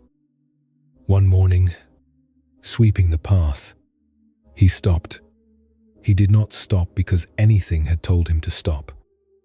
He stopped because the broom had completed one stroke and the next stroke had not yet begun, and in that half-second gap between one thing and the next, he was simply there. The red dirt of the path, the quality of the morning light coming at a low angle through the teak trees and turning the dust in the air golden, the warmth on his shaved head, the sound of a bird he did not know the name of, doing what it did, regardless of whether he was there to hear it. He stood in this for perhaps 5 seconds, perhaps less. The mind then resumed its forward motion, cataloguing the experience, comparing it to descriptions he had read, assessing its significance. But those 5 seconds had a quality that nothing in his previous 30 years of efficient forward motion had produced. He went to Ajahn Chah that evening. He said, as simply as he could, what had happened. The broom, the morning light, the 5 seconds of simply being where he was. Ajahn Chah listened. Then he said, with a smile that was small and genuine and contained, as his smiles always did, more warmth than could be easily accounted for. Now you have found the practice, not enlightenment, not some arrived-at condition of permanent peace. The practice, the simple, repeatable, always available practice of noticing, in the middle of the forward motion, the place where the motion pauses and the present moment reveals itself, not as a destination, as the ground that has been here all along, beneath every step of every walk towards somewhere else. He stayed at Wat Nong Pa Pong for nearly 3 years. He never stopped running entirely. The momentum of a lifetime does not stop in 3 years or 30. But he learned to feel the running as running. He learned the difference between the quality of a mind genuinely present in the sweeping of a path and the quality of a mind performing the sweeping of a path while actually being somewhere else. He learned that these two qualities were not separated by any achievement or attainment or sufficient accumulation of practice hours. They were separated only by the moment of noticing, which is available in any moment, including this one, including this exact breath, in this exact body, in this ordinary night that has been here all along, patient as a path swept every morning, ready to receive the full weight of your attention, the moment the forward motion, even just briefly, even just now pauses and lets you land. Let the sweeping stop. Let the next stroke wait. Let the morning light do what morning light does when you are actually there to see it. And as this forest and its quiet mornings fade very gently into the dark, we travel now to a kingdom at war. To a man who wore armor before he wore robes, who led armies before he led monks, and who discovered, on a sacred mountain in the north of what is now Vietnam, that the peace he had been defending with armies was something he had been carrying inside him all along, untouched by any war. His name was Nhân, and his story is one of the most remarkable in all of Vietnamese history and almost entirely unknown to the world beyond its shores. But first, feel your own body in the dark. Feel the simple fact of having stopped, at least for this moment, the forward movement of the day. Your legs are heavy. Your breath is moving without your management of it. The night is doing its own unhurried work around you. You don't need to be anywhere but here. And here, right now is already enough.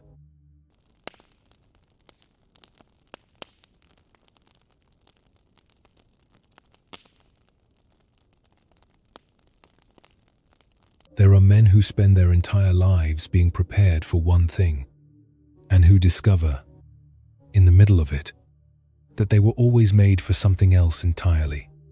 Trần Tông was born in the winter of 1258, the first son of the Trần dynasty, into a kingdom that had just barely survived the first Mongol invasion the year of his birth.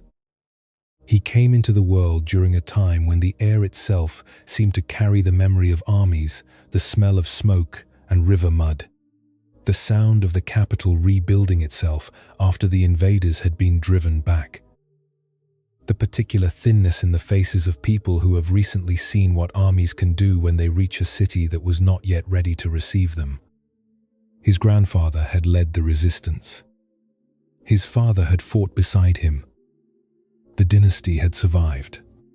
But the survival had the specific quality of something that had been nearly lost and might yet be lost again. And everyone in the palace knew this, even when they were not speaking of it. He grew up in the palace at Thăng Long, where the Red River bent toward the sea. The palace was a world of ceremony, of audiences and memorials, and the precise language of imperial court, of rituals that separated the sacred from the ordinary and the ruler from the ruled. He learned to read early, with the eagerness of a child for whom language is not a duty but a door. And what he read, alongside the military chronicles his tutors required, was the Buddhist sutras that had been part of Vietnamese court life since the Lý dynasty.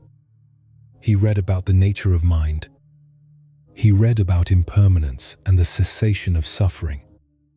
He read about the practice of presence, about the discovery that the treasure one spends a lifetime seeking is not located in any future arrival, but in the simple, available, already present quality of this exact moment, exactly as it is. He understood these things with his mind, in the manner of a child who is intelligent enough to comprehend an idea before he is old enough to have lived into its implications. At 16, he was named Crown Prince. At 17, he tried, earnestly and unsuccessfully, to persuade his father to give the title to his younger brother instead. He was not suited for this, he said. He was not suited for the court and the decisions and the forward march of statecraft. He wanted to practice. His father listened with the patience of a man who has heard many sincere requests that he cannot grant, and declined. The night after this refusal, the young prince left the palace alone, in the dark, on foot, without announcement.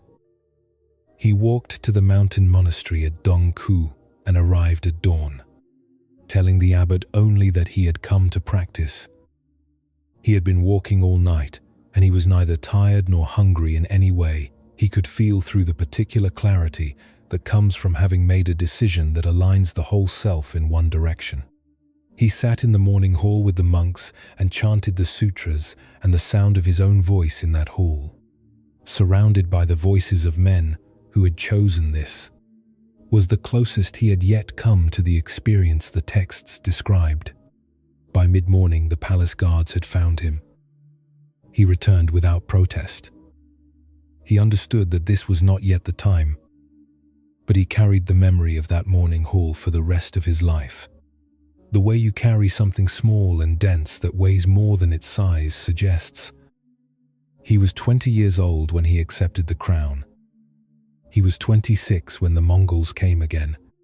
In early 1285, 500,000 soldiers of the Yuan dynasty crossed the northern border of Tibet in coordinated columns, demanding that the country surrender. The young king sat in council with his father, the emperor emeritus, and with his generals, and he made the decision that would define him in history. He refused. He abandoned the capital, burned whatever would slow the enemy, and withdrew southward with his army into terrain where numbers meant less and knowledge of the land meant more. He watched Thung Long fall into Mongol hands and did not allow himself to believe that this was the end, though it looked like the end from almost every available angle. We fought for 6 months. His generals, above all, the legendary Chen Hungdao, executed a campaign of relentless pressure from the riverways and the jungle margins, cutting supply lines, exhausting the occupying force, creating conditions in the tropical summer that the armies of the northern steppe were not designed to survive. In the summer of 1285, he rode back into Thung Long at the head of the victorious army, while the people lined the roads, and the sound of celebration was enormous and sustained, and he moved through it, feeling, with clarity, completely alone. Not the loneliness of isolation, the loneliness of a person who has done something enormous and discovered, in the moment of having done it, that the doing has not resolved the question underneath all the doing. The city was restored. The Mongols were gone. The dynasty continued. And the thing that had been present at the bottom of his life since childhood, the awareness of something more real than court, more lasting than victory, more true than the accumulated approval of the world, was still there, unchanged by anything that had happened above it. He governed.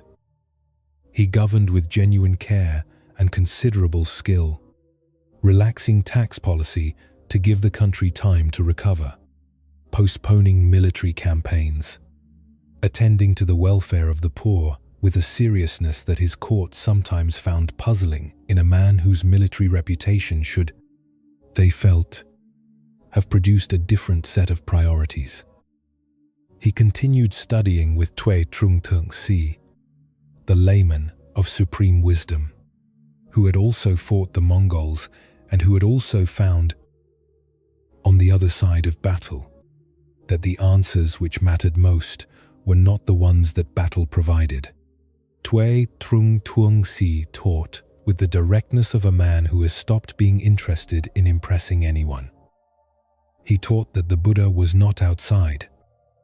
He taught that awakening was not a state to be achieved, but a recognition of what was already present, always present. Present right now. Present in the exact ordinary moment of being alive without additional ornamentation. His most famous teaching, which he gave in verse so that it could be remembered easily, said this: when hungry, just eat. When tired, just sleep. The treasure is in your house. Do not search anywhere else. Face the scenes. Have no thoughts arise. Then you need not ask for the road home. The young king heard these words and understood them in the way that intelligent people understand things they have not yet lived completely, and from a distance, he could explain what they meant. He could feel the shape of the truth they were pointing at. But the understanding sat in his mind like a map of a country he had not yet visited, accurate, useful, and entirely unlike being there. The Mongols came a second time in 1287. This invasion was larger than the first. Kublai Khan had had 2 years to add to his disappointment and his forces, and he sent both in abundance. The Yuan fleet attempted to come up the Bakdang River from the sea while the land armies pressed from the north. Chen Hungdao, who by this point understood the river and its tides with the intimacy of a man whose life had depended on that understanding, prepared iron stakes in the riverbed at low tide, and drew the Mongol fleet in at high tide, where the ships could sail freely. Then he waited for the tide to turn. When it did, the fleet retreated into the newly exposed stakes and was destroyed. The Yuan general was captured. The armies withdrew. The second invasion was over. Tông was 30 years old. He had now done twice the thing that the history books would define him by. He was, by every external measure available to the 13th century, a man at the summit of what a life could be, a king who had saved his kingdom twice from the greatest military force the world had ever assembled.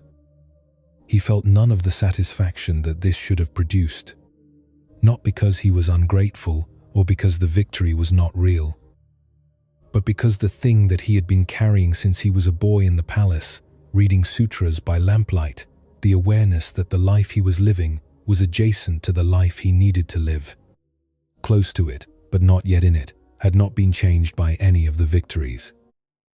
If anything, the contrast was sharper. He had been to the summit of what the world offered. He had stood there in triumph, and the question was still asking itself. He abdicated in 1293, at 34, placing the throne in his son's hands with the particular mixture of relief and lingering responsibility that characterizes a parent releasing something they have been holding carefully for a very long time.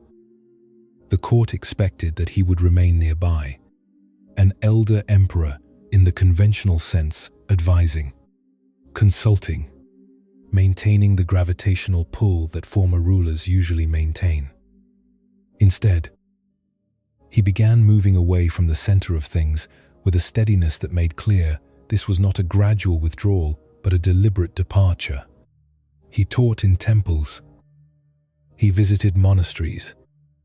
He traveled to places where the Dharma was being transmitted and added his presence to it, which was by now a presence that carried the specific authority of a man who had seen and done what few men are asked to see and do, and had come through it not embittered but clarified. He spent longer and longer periods away from Thang-long, in the forests and in the mountain monasteries, practicing in the early mornings with whatever stillness was available to a man who was still, technically, a figure of the court.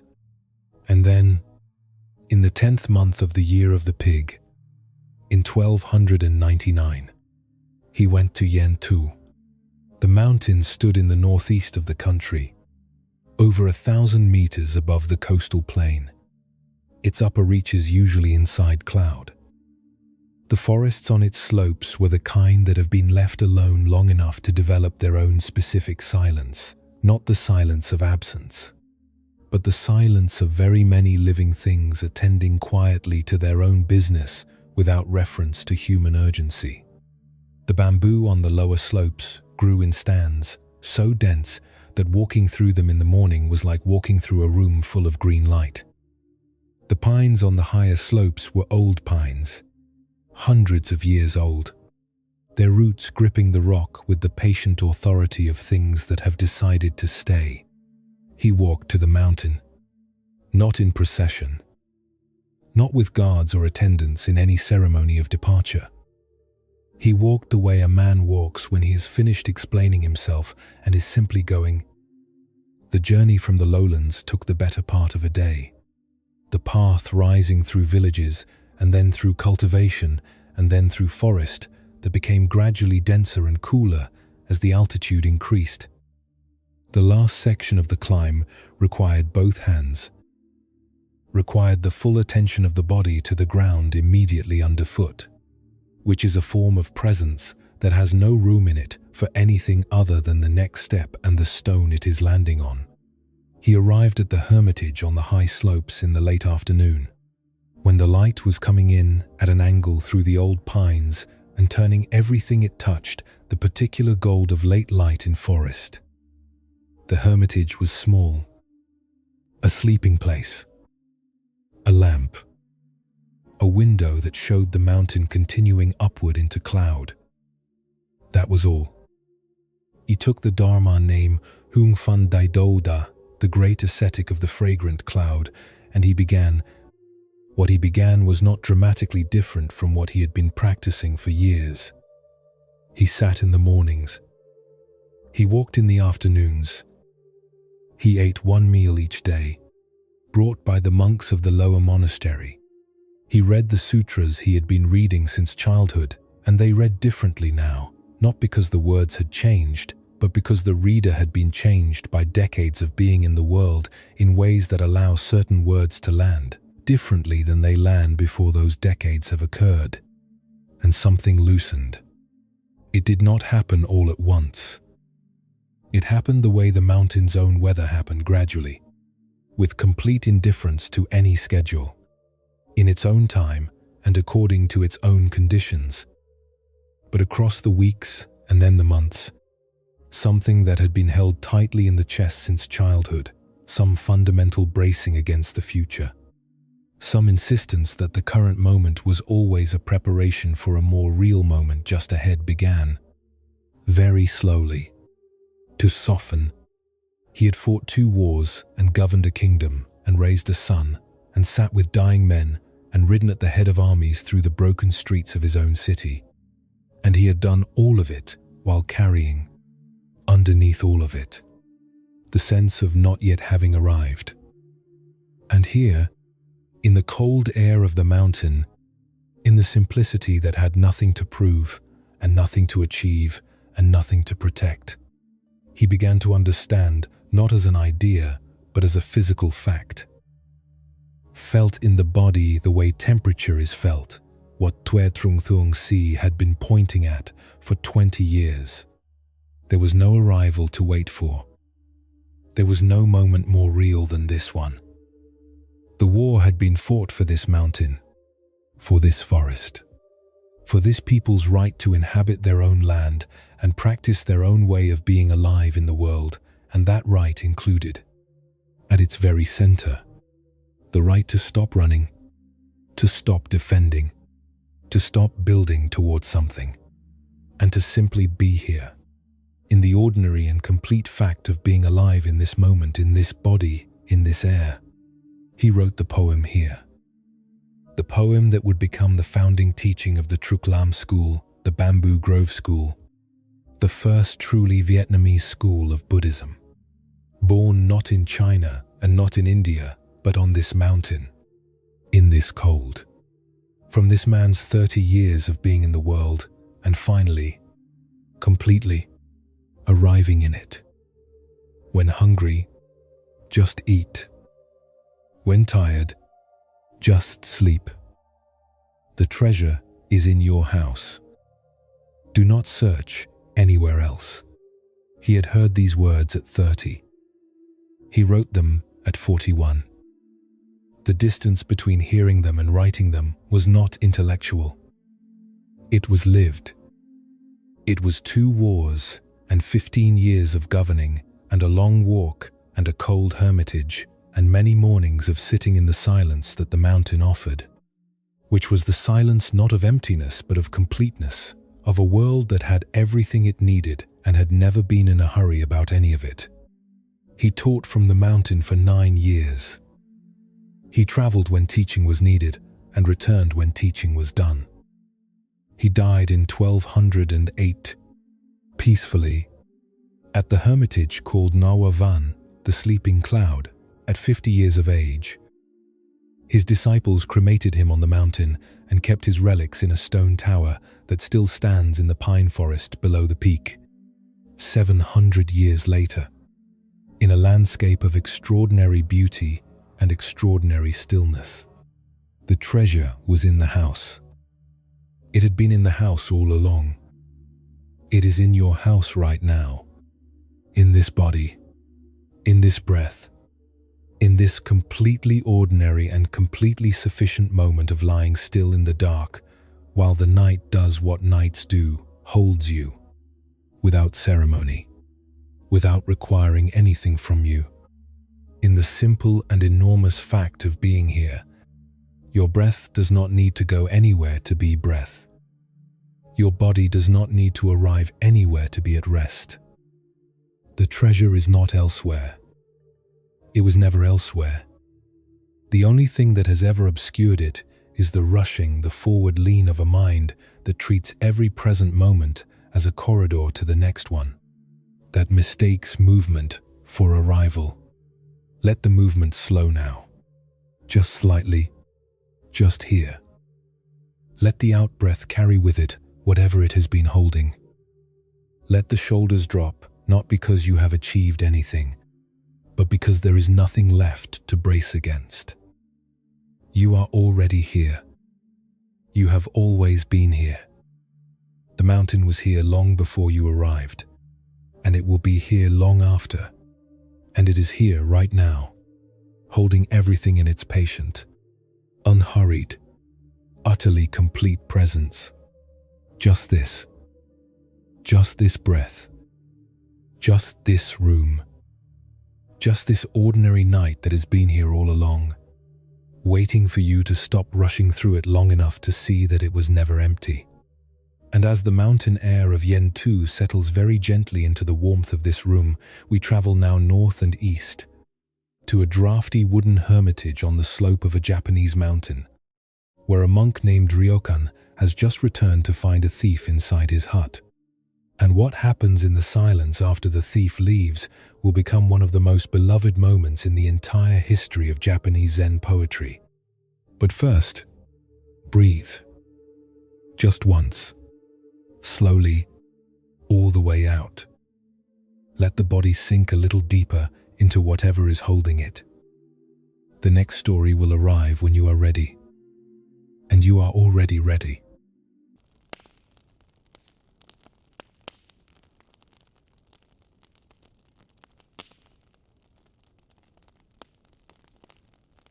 He had been the kind of child who did not want to become what his family needed him to become, and who felt the weight of this, not as rebellion, but as a quiet, persistent grief, the grief of someone who loves the people asking something of him and cannot give what is being asked.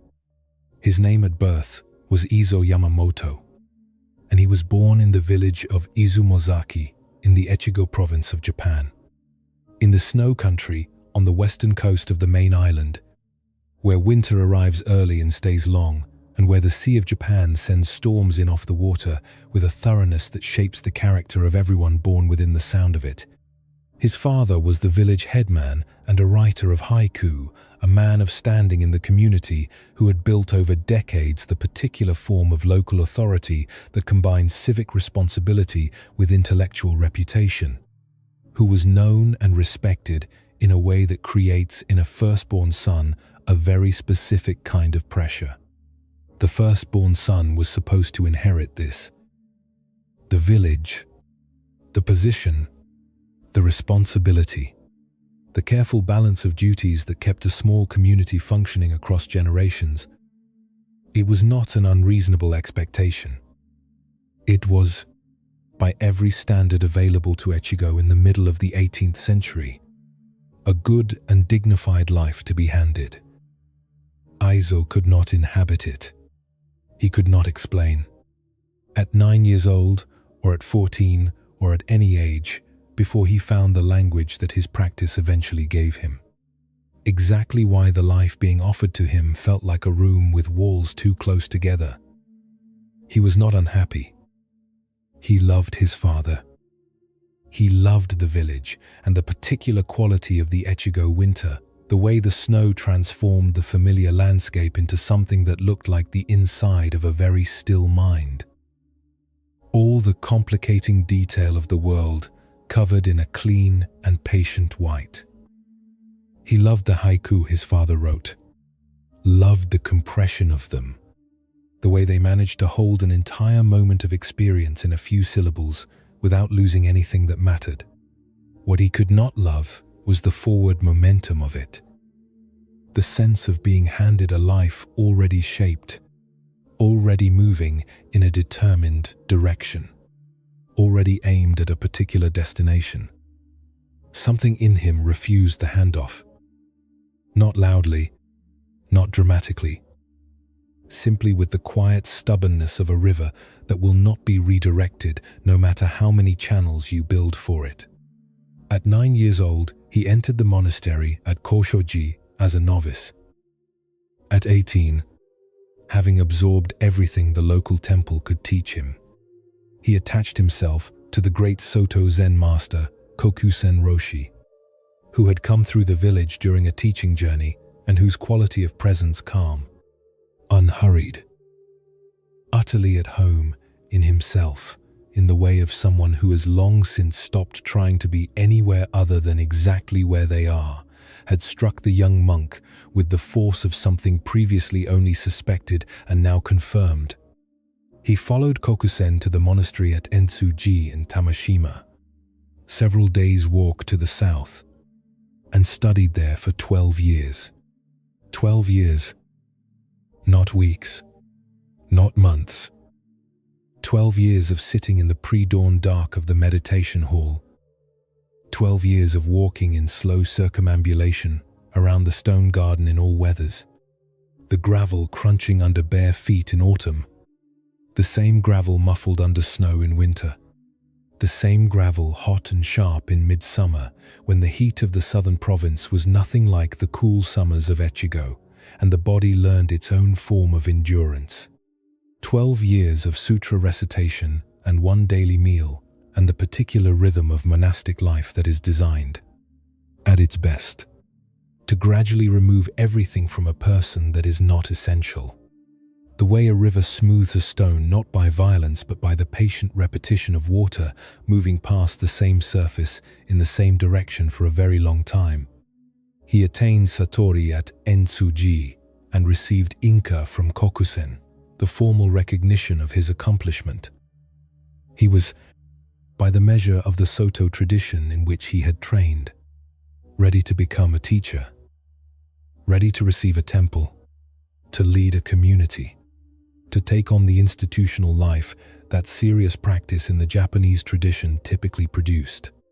Kokusen did. The temple at Entsuji was offered to Ryōkan.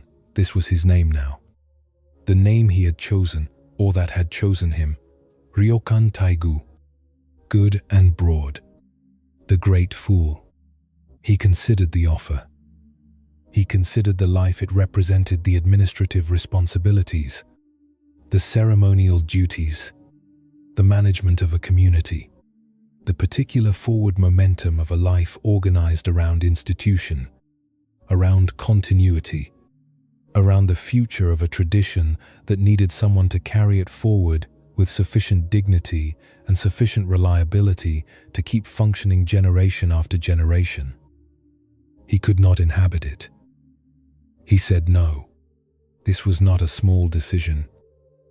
Refusing the leadership of a monastery after 12 years of training and formal recognition of accomplishment was, in the world of Japanese Zen in the late 18th century, the kind of refusal that generates concern among the people who respect you.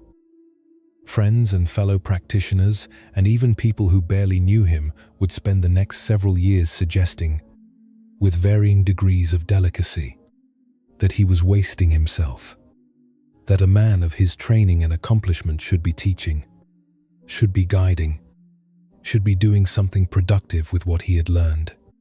Ryōkan thanked everyone who said this and continued doing what he was doing, which was wandering. He wandered for 5 years after leaving Entsuji, moving through the countryside of Western Japan on the walking routes that connected one small temple to another and one farming village to another, sustaining himself by begging, holding out his wooden bowl at the edge of the morning road and accepting whatever was placed in it, eating whatever that was, with the particular equanimity of someone who has decided that the quality of food is not one of the things that will organize his days. He slept where shelter was available. He sat when sitting was possible. He composed poems in his head as he walked and sometimes wrote them down and sometimes didn't. And the ones he wrote down, he occasionally gave to people who seemed to need them, and occasionally lost, and occasionally collected in notebooks that he carried until they fell apart. He was, to any reasonable outside observer, a penniless wandering monk of no particular consequence. He was, in his own experience, for the first time in his life, entirely free. He returned eventually to Echigo, to the snow country where he had been born, to the slopes of Mount Kugami that rose above the flat coastal plain, with the modest authority of a mountain that knows it is not the highest, but occupies exactly the right amount of space. Near the base of the mountain, in a forest of cedar and old pine, he found a small hut that was available. He moved in. He named it Gogo, and a gogo is half a shore. The quantity of rice needed to sustain a person for one day, and means hermitage. The name was precise. This was the place of exactly enough. Not more than enough. Not a surplus. Exactly the daily sufficiency of a life that had decided that sufficiency was not a compromise, but a form of completeness. The hut had a single room, a sleeping mat, a lamp, a window that in winter showed the mountain's lower slopes buried in the snow, that in Echigo falls early and stays long, and covers everything with a patience that has nothing to do with waiting and everything to do with simply being what it is. In summer, the window showed a stand of old pines, and, through the pines in the evening, the moon. He lived here for over 30 years. Every morning he rose before the light was established and sat in the dark of the hut's single room in the practice that 12 years of training had made as natural as breathing. Every morning after the sitting, he walked down the mountain road to whatever village lay within a reasonable distance and held out his wooden bowl. The villagers knew him. He was, to them, the eccentric monk of the mountain, the one who sometimes forgot to beg because he had stopped to play games with the children who gathered at the road's edge to watch him pass. The one who appeared at the summer Bon festivals disguised, not very convincingly, as a woman, so he could dance in the circle. The one who wrote poems on scraps of whatever was available and gave them to whoever seemed to need them, which he assessed with a quickness that was not calculation, but perception. He carried a worn begging bag and wore a robe that was, after sufficient years of use, more patches than original cloth. He ate whatever his bowl received. He lived in the hut through the Echigo winters that could confine a person for weeks with snow too deep to navigate. Alone with his lamp and his books and the sound of the wind working in the old pines outside the window, which was a sound he never stopped finding sufficient company. He was not lonely. This is perhaps the most interesting thing about Ryōkan, that a man living this sparse and apparently isolated life was not, in any account that survives, lonely. He was sometimes without company. He was sometimes confined by weather or illness. But the quality of solitude that filled the Gogoan was not the solitude of deprivation. It was the solitude of someone who has found, in the silence and the mountain air and the turning of the seasons through the window, a sufficiency so complete that additional arrangement seems genuinely unnecessary. He wrote about the moon most often. He wrote about it the way you write about something you live with rather than something you visit, with the intimacy of shared daily life, with the assumption that the reader already knows this quality of light, because everyone who has ever been genuinely still in the dark knows it. One evening, in the middle of some year, that subsequent scholars have not been able to pin down exactly, because Ryōkan kept no diary in the conventional sense and dated his poems only when it occurred to him, he returned from his afternoon walk to find his hut had been entered. The door had been pushed open. The sleeping mat had been shifted, Someone had looked, with increasing confusion, through every corner of the single room. The wooden bowl was still there, not worth stealing. The patched robe was still there, not much warmer than no robe. The books were still there, and anyone who had taken the trouble to open them would have found them written in a calligraphy so beautiful it was nearly illegible to anyone not trained to read it. Which is not the kind of obstacle that deters thieves so much as the kind that reassures them that they are in the wrong place. The thief was still there when Ryōkan arrived. He had found nothing worth taking and was preparing to leave with the specific expression of a person who has invested effort in an enterprise that has produced nothing. Ryōkan looked at him with what every account describes, in one way or another, as simple openness, not the performed forgiveness of someone demonstrating spiritual attainment, not the watchful wariness of someone assessing a threat, but the genuine and uncomplicated attention of a man who sees another person in his room and is curious about this person in the same way he is curious about everything that presents itself to his attention. He said, "You have come a long way to visit me. You should not go home empty-handed." He removed his outer robe and gave it to the thief. The thief, bewildered by this exchange, which had not gone in any direction he had prepared for, took the robe and left. He moved quickly down the mountain path, and his footsteps faded into the dark of the trees, and the night settled back into the particular quality of quiet that surrounds a mountain hut in the late evening when there is nothing happening that requires anything from anyone. Ryōkan sat.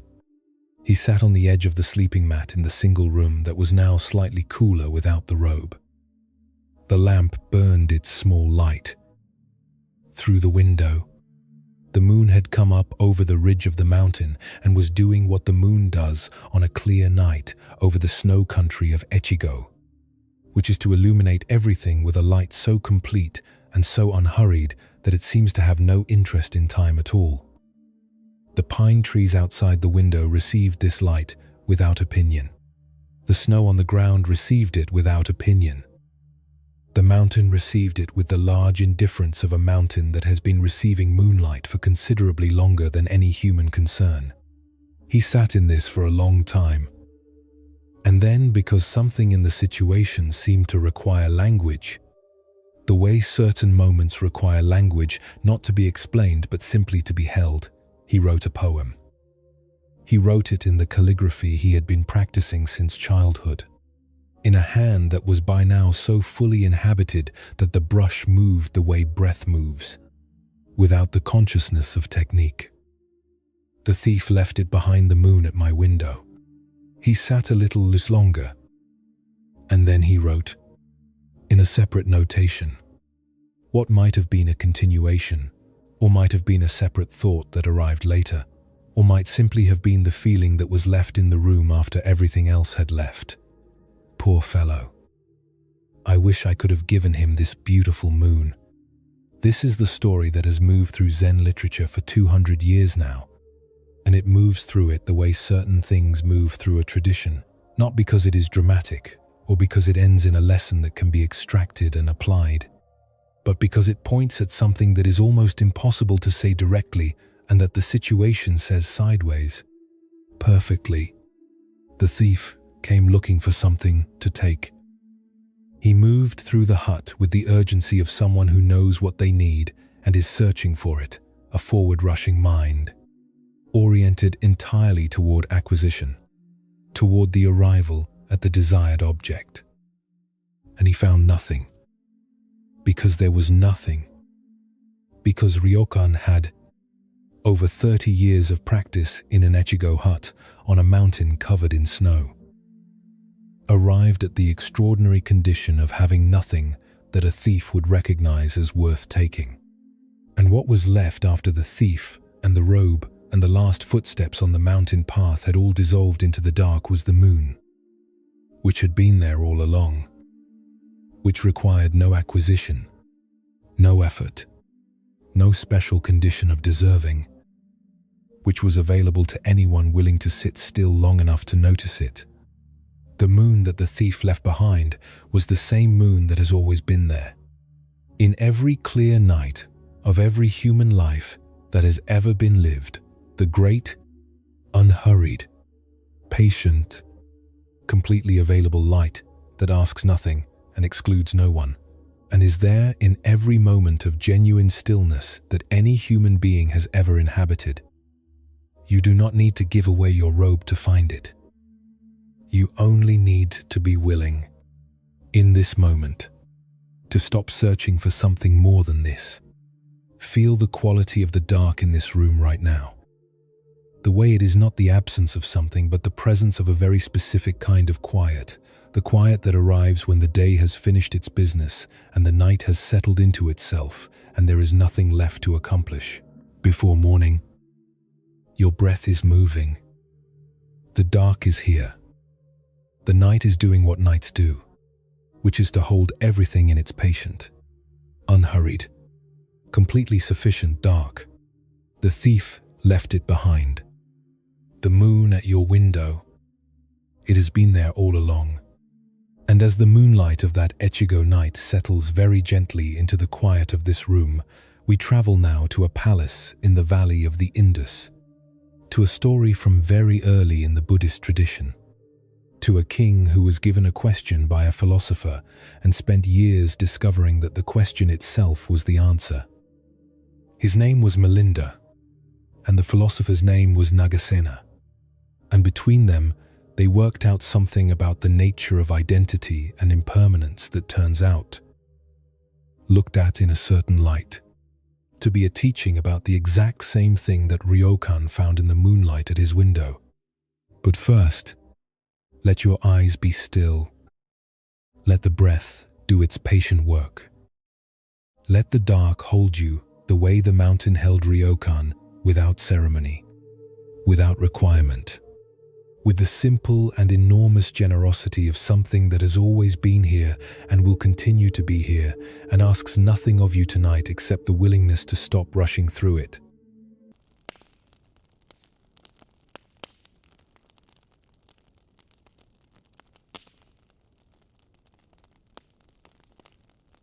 The city of Sagala was, in the 2nd century before the Common Era, one of the most extraordinary places in the known world. It sat in the eastern Punjab, in a broad flat valley where the rivers came down from the distant Himalayan foothills and spread themselves across the alluvial plain in channels that had been redirected and rerouted and carefully managed for irrigation so many centuries that the landscape itself bore the marks of human intention as legibly as a text. The city had been built at the meeting point of two worlds, the Greek world that had traveled east with Alexander's armies 2 centuries before and taken root in the Punjab soil with the tenacity of something that genuinely wanted to be there, and the Indian world that had been developing along its own extraordinarily sophisticated lines for longer than Greek civilization had existed in any recognizable form. The result was neither purely Greek nor purely Indian, but something that both traditions might have found surprising had they been able to step back from it far enough to see it whole. A city of wide colonnaded streets and Indian-style bazaars, of Greek temples and Buddhist stupas, of merchants who bargained in 3 languages and philosophers who argued in 2, of coins that bore Greek inscriptions on one face and Buddhist symbols on the other. The king was Menander. He was known in the Pali texts by the Indian form of his name, Milinda, and he had been ruling Sagala for long enough that his administration had acquired the settled quality of something that works.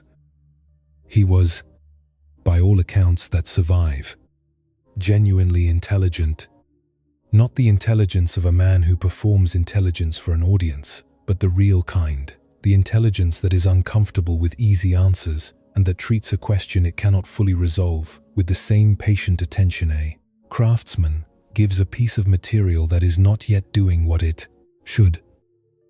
He had studied the Greek philosophical traditions. He had read what the Brahminic teachers had to offer.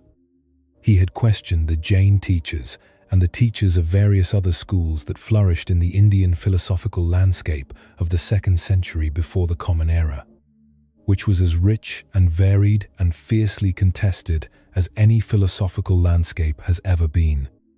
And he was not satisfied. This was not a failure of the teachers he had questioned. Most of them were competent. Several were genuinely distinguished. The difficulty was more specific than that. The particular question he kept returning to, the question that none of the answers he had received had been able to lay to rest, was something like this: who is it? Exactly. That is sitting here.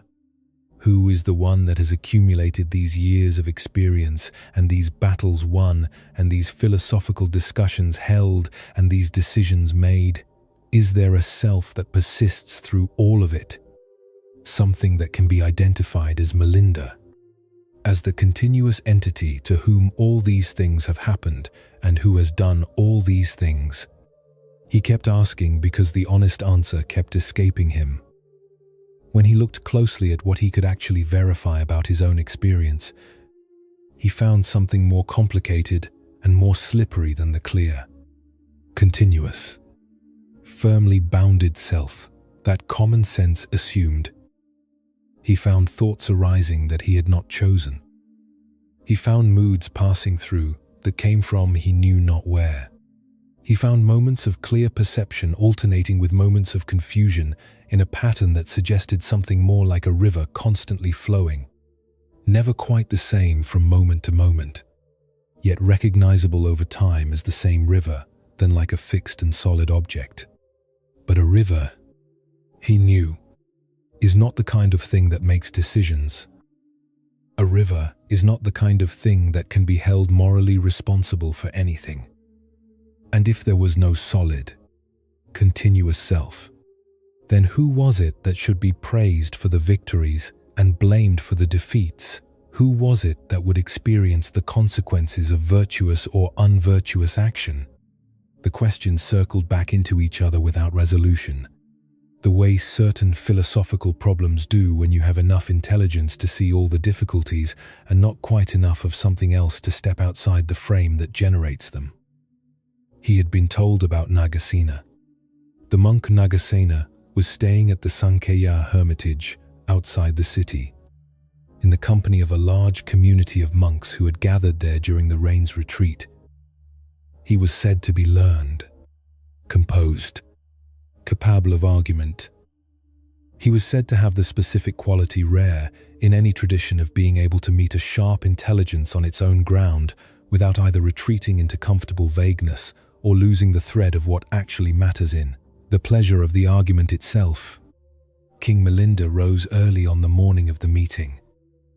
He dressed in the Greek manner the fine linen that the court had sourced from the western trade routes, the polished ornaments of office, and climbed into the royal chariot with a retinue of 500 Greek soldiers, which was either a display of appropriate royal dignity or a reasonable precaution when visiting a learned monk with a large community of followers, or perhaps both at once. The chariot moved through the city in the early morning, through the bazaar, where the merchants were beginning to set up their stalls, through the gate in the eastern wall, and out onto the road that led toward the hermitage, through a landscape of cultivated fields and irrigation channels, and, in the far distance, the first suggestions of the foothills. The hermitage was not elaborate.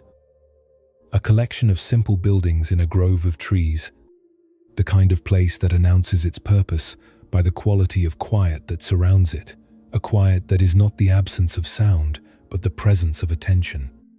The specific atmosphere that gathers around a community of people who have organized their days around the practice of paying careful attention to the nature of mind.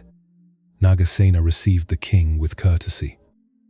He was a compact man with a direct manner, the kind of manner that is neither deferential nor aggressive, but simply present, looking at what is in front of him without either the performance of respect or the performance of challenge. They exchanged greetings. They sat. The 500 Greek soldiers arranged themselves at a respectful distance. The monks of the community gathered in a large circle. Milinda began with the question he always began with, the question that had defeated every other teacher he had brought it to. He asked Nagasena for his name. Nagasena told him, "I am known as Nagasena." But this is only a designation in common use. No permanent individual can be found beneath the name. The king was interested. He had heard responses that gestured at this before, at the emptiness of names, at the conventional nature of designations, but they had always felt like retreats from the difficulty rather than engagements with it. He pressed the point with the particular sharpness of a man who has been patient with vague answers for a long time. He said, "If there is no Nagasena, who is it that wears the robe and receives the food and performs the practice? If there is no permanent individual, then when I look at you, what am I looking at? A mere sound? An empty name attached to nothing at all?" Nagasena looked at the king for a moment. Then he said, "You have come here from the city in considerable style. O great king, tell me, did you come on foot, or did you come in a chariot?" The king said, "I came in a chariot." "Obviously," Nagasena said. "Then explain to me what this chariot is." "Is the chariot the wheels?" The king said, "No." "Is it the axle?" "No." "Is it the frame? Is it the reins? Is it the yoke? Is it the pole? Is it the flag? Is it any one of these things separately? Or is it all of them combined? Or is it something that exists apart from all these things?" To each question, the king answered no, because each answer was correct. A wheel alone is not a chariot.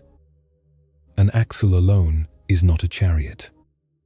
The sum of the parts, listed together without any organizing principle, is also not a chariot.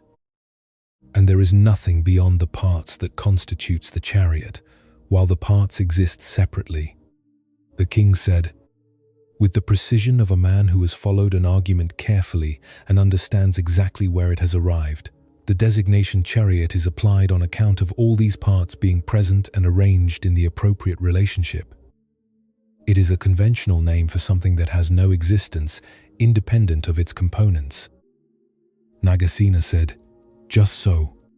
He said, "The name Nagasena is applied on account of the body, and the sensations, and the perceptions, and the mental formations, and the consciousness, all of these present and in their appropriate relationship.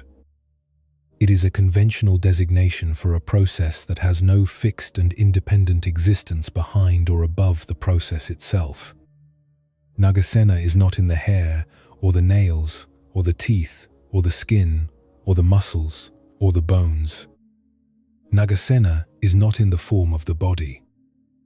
Nor is Nagasena in the sensations that arise in this body, nor in the perceptions, nor in the mental formations, nor in the consciousness.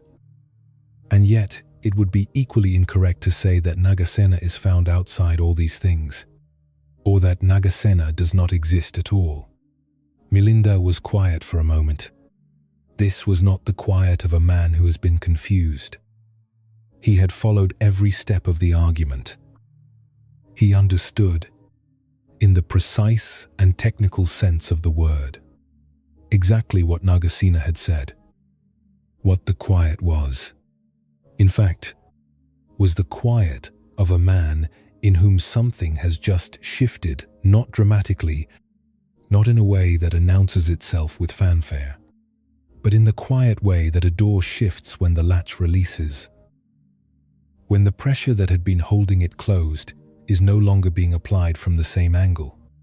He said, "Most wonderful, Nagasena.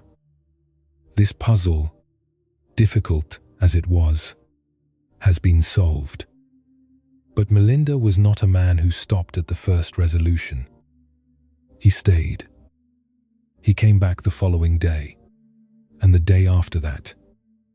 He brought more questions about rebirth without a permanent self, about moral responsibility without a soul, about the nature of nirvana, about what persists if nothing is permanent. Nagasena answered each one with the same quality of engaged, unhurried attention, with metaphors that were precise without being reductive, with analogies that illuminated without falsifying. He lit a lamp from another lamp. Is the flame the same flame? Different? The fire passed from one candle to the next is neither identical to the first nor entirely separate from it. Neither the same river nor a different river from the one that flowed here yesterday. And slowly, across many sessions in the hermitage grove, while the 500 Greeks waited patiently outside and the monks listened in their circle of attention, something in Milinda was changed. Not converted in the dramatic sense of a man who has replaced one set of beliefs with another. Changed in the sense of a man who has stopped identifying so completely with the particular arrangement of thoughts and feelings and impulses that he had for 40 years. Called Milinda, who has discovered that what he is something more like a river than like a stone constantly in motion, never quite the same, yet recognizable, yet real, yet capable of genuine action and genuine compassion and genuine wisdom. Even in the absence of the fixed and permanent self he had been looking for, the rushing, it turned out, had been partly this: the urgency that he recognized now when he looked back at his years of philosophical questioning, the desperate need to settle the question, to arrive at certainty, to find the fixed point from which everything else could be measured, had been a symptom of the very confusion it was trying to resolve. A self that believes it is fixed and permanent and must be protected will always be in a hurry. It will always be rushing toward the things that confirm its permanence and away from the things that threaten it. The urgency is the self defending its story about itself. But if what you are is more like a river, if what you are is a process, not a fixed thing, if the thoughts and feelings and perceptions are arising and passing in a flow that has continuity without rigidity, that has identity without solidity, then there is, suddenly, considerably less to defend. There is nothing that needs to arrive anywhere, because the river does not arrive at the sea and stop. It flows. The flowing is the thing. The flowing is, in some sense that cannot quite be captured in ordinary language, but that Nagasena kept pointing at with his metaphors of chariots and flames and rivers. The only thing, when this understanding settled into King Milinda, not as an intellectual conclusion, but as something felt in the body, in the loosening of the chronic forward lean, in the slight unwinding of the shoulders that happens when the thing you have been bracing against is revealed to be not quite what you thought, he is said to have experienced a quietness that was unlike any quietness he had experienced before. Not the quietness of a problem solved, not the quietness of a question that has been successfully suppressed. The quietness of a man who has stopped fighting the river and discovered that he has been the river all along. Notice, right now, the quality of your own awareness in this moment. Not the thoughts that are moving through it, they are like boats on the river, like leaves floating past. But the awareness itself, the simple open quality of noticing that is here before any particular thought, and after any particular thought, and during any particular thought, unchanging while everything it contains changes. This is what Nagasena was pointing at. Not a self, not no self. Something that does not fit neatly into either category, because it is more like the river than like anything the river contains. You do not need to arrive anywhere for this to be true. It is already true. In this breath, in this quiet, in the simple and complete fact of being aware in the dark without needing to be anywhere other than here. Let the thoughts move through. Let them be what they are, movements in the awareness. not the awareness itself. Let the river be the river, flowing without urgency, flowing without needing to arrive, flowing because flowing is what rivers do and what, it turns out, you have always been doing underneath all the rushing. And as this understanding settles, very gently, into the body and the breath, we travel now much further north, into the mountains of 14th century Tibet, where a scholar named Longchenpa has been sent into exile and has discovered, in the cold and the solitude of a mountain retreat far from any monastery, that everything he needed was always already here, that the exile was not a deprivation but a gift, that the mind the teachers had been pointing at all along was exactly the mind he had brought with him to the mountain. But first, one long breath. All the way out. Let the river flow where it flows.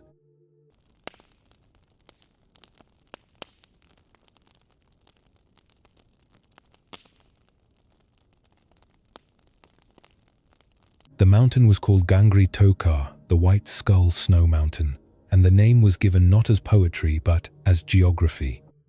A straightforward description of what the peak looked like from below on certain mornings, when the light came in at a particular angle, and the ancient glacier that capped the summit showed its shape without cloud or shadow. It looked, from the valley, like a great pale skull resting on the shoulder of the range. Enormous, prescient, carrying its snow the way very old things carry their age, not as weight but as part of what they are, inseparable from the thing itself. The hermitage below the peak was called Orgyen-dzong, the fortress of Odiana. It was not a fortress in any military sense. It was a small collection of stone structures and cave entrances arranged on the steep slope above the place where Shuksep Monastery clung to the lower mountain, its buildings barely visible from above as small squares of color in the vast grey and white of the rock. But fortress was perhaps the right word in a different sense, a place defended.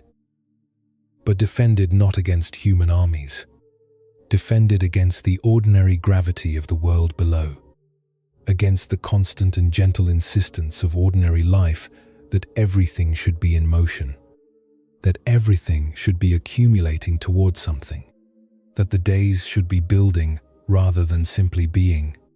Longchen Rabjam, the man whom subsequent centuries would know simply as Longchenpa, the one of the vast expanse, was born in the year of the fire monkey, in the Dra Valley of southern Tibet, in a family in which spiritual practice had been woven into ordinary life for as long as anyone could remember. His father was a Nyingma Lama, a practitioner of the old school of Tibetan Buddhism that traced its lineage directly to the great teachers of the 8th century, to Padma-Asambhava and Vimalamitra, to the translation period when the texts of Indian Buddhism were being rendered into Tibetan with the urgency and care of people who understood that they were passing something precious through a very narrow window of possibility. His mother died when he was 9. His father died 2 years after that. He was 11 when he entered the monastery. What the monastery gave him, over the years that followed, was everything that scholarship could give, which was, as he would eventually discover, a great deal and not quite enough. He memorized texts. He debated. He mastered the formal curriculum of Buddhist logic and epistemology and the philosophy of mind that the great monastic colleges of Tibet had developed into a science of uncommon precision. He moved through the major institutions of his era, absorbing what each had to offer, studying with teachers whose names carried the authority of unbroken transmission, including the third Karmapa, Rangjung Dorje, who recognized in the young scholar a depth of capacity that warranted giving him teachings that were not routinely available to students of his age. He became, in his early 20s, the head of Samye Tibet's first monastery, the one that Padmasambhava himself had consecrated in the 8th century. The monastery whose name meant literally the one that is beyond all imagining. The place where the possibility of Tibetan Buddhism had first been secured against the various forces that had opposed it. It was the most prestigious institutional position available in the Nyingma world, and Longchenpa held it with the combination of formidable learning and genuine contemplative depth that had made him the obvious candidate. And still, underneath all of it, underneath the position and the learning and the accumulated competence of years of the most rigorous training available anywhere in the 14th century Himalayan world, something was not yet complete. He understood this the way an extraordinarily intelligent person understands the gap between knowing something and being that thing. He knew, with a precision that very few people in his era could have equaled, the philosophical framework of Dzogchen, the great perfection, the teaching that the Nyingma school regarded as the summit of all Buddhist understanding. He could explain its view with clarity and depth, and the particular authority that comes from having engaged with every possible objection and found one's way through each of them to something that could not be further argued against. He could describe, with the specific technical vocabulary of the tradition, the nature of Rigpa, the primordially present awareness that underlies and pervades all experience without being identical to any particular content of experience. He could describe it. He had not yet fully lived into it. This is the gap that no amount of scholarship closes on its own. The map, however precise, is not the territory. The finger pointing at the moon, however skillfully directed, is not the moon. He had spent his early years constructing the most precise and comprehensive map ever drawn of a particular territory, and the territory kept being slightly elsewhere than the map showed. He had been leaving Sangpu, the great scholastic college, when the decisive encounter occurred. He had come into conflict with certain Kampa scholars, men whose relationship to the intellectual tradition of Buddhism was, in his view, becoming more about winning arguments than about the understanding that arguments were supposed to serve. He left. He went into the mountains. He spent 8 months in complete darkness, in a retreat that his biographers describe with a brevity that only makes it more suggestive, simply that he was in complete darkness for 8 months. That important visions occurred. That when he emerged, something had shifted. He met Rinzin Kumaradza, the teacher who would become central to everything that followed. This was not a meeting arranged by institutional affiliation or professional network, but the meeting of a student who had arrived at precisely the readiness that the teacher required, and a teacher who recognized this readiness and responded to it completely. Kumaradza was a wandering master of the heart essence teachings, the most concentrated and direct lineage of Dzogchen instruction, and he taught his students under conditions that were designed not to comfort but to reveal. The students traveled with him through harsh mountain terrain. They ate irregularly and slept on what the landscape provided. They sat with the teachings in conditions of cold and difficulty and physical demand that stripped away everything that was not essential and left only the quality of attention itself bare, undecorated, without the cushioning of institutional comfort or social validation. Under these conditions, in 2 years of intensive instruction that felt, he later said, like a complete education compressed into the density of the essential, Longchenpa received the full transmission of the Dzogchen heart essence teachings from Kumaradza. And what he received was not simply more information to add to the already extraordinary store of information he carried. What he received was a shift, not in what he knew, but in the quality of knowing itself. A deepening of the space in which understanding occurred, so that the understanding began to be less like ideas held in a mind and more like a recognition arising from a ground that had always been there and had only needed the right conditions to become apparent. He went to Gangri Turka. He went there after Kumaradza. After the 2 years of wandering instruction, when he needed what only the mountain could provide, not more teaching but the time and the altitude and the specific quality of mountain silence to let what he had received complete itself in his body and his bones and the ordinary, unremarkable moments of his days. He built a small structure. He used the caves. He sat in the long hours of high-altitude morning, when the sky above Tibet turns a blue so deep it seems to belong to a different order of reality than the blues visible from the lowlands. A blue that makes the question of where sky ends and space begins seem genuinely answerable, if only you sit in it long enough. He wrote from the mountain. The writing came not as a scholar constructing arguments, but as someone being spoken through a mind sufficiently clear and sufficiently still that the understanding expressed itself in language without the usual delay and distortion that comes from having to translate between the experience and the words. The 7 treasuries that he produced in those years, 7 major texts covering the entire scope of Buddhist teaching from the conventional to the most esoteric, were written with a quality that later teachers would describe as miraculous. Not meaning that anything supernatural had occurred, but that the concentration and precision and depth of understanding present in every line exceeded what seemed available to ordinary human effort. He wrote the Trilogy of Rest, 3 texts on resting in the nature of mind, resting in the nature of phenomena, resting in the nature of reality itself. The title was not accidental and not metaphorical. Resting was the word, and resting was the thing. And the thing that all 3 texts were pointing at was the discovery available to any mind willing to stop, even briefly. The chronic urgency of its forward motion, that what one is resting into has been here all along.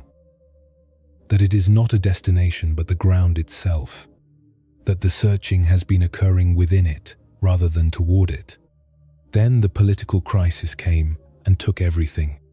The details are the ordinary details of 14th century Tibetan dynastic struggle, which had its own complicated texture of clans and abbots and Mongolian patronage networks and the slow crumbling of one dispensation and the violent emergence of another. What it meant for Longchenpa was displacement not from a comfortable institutional position, but from the mountain.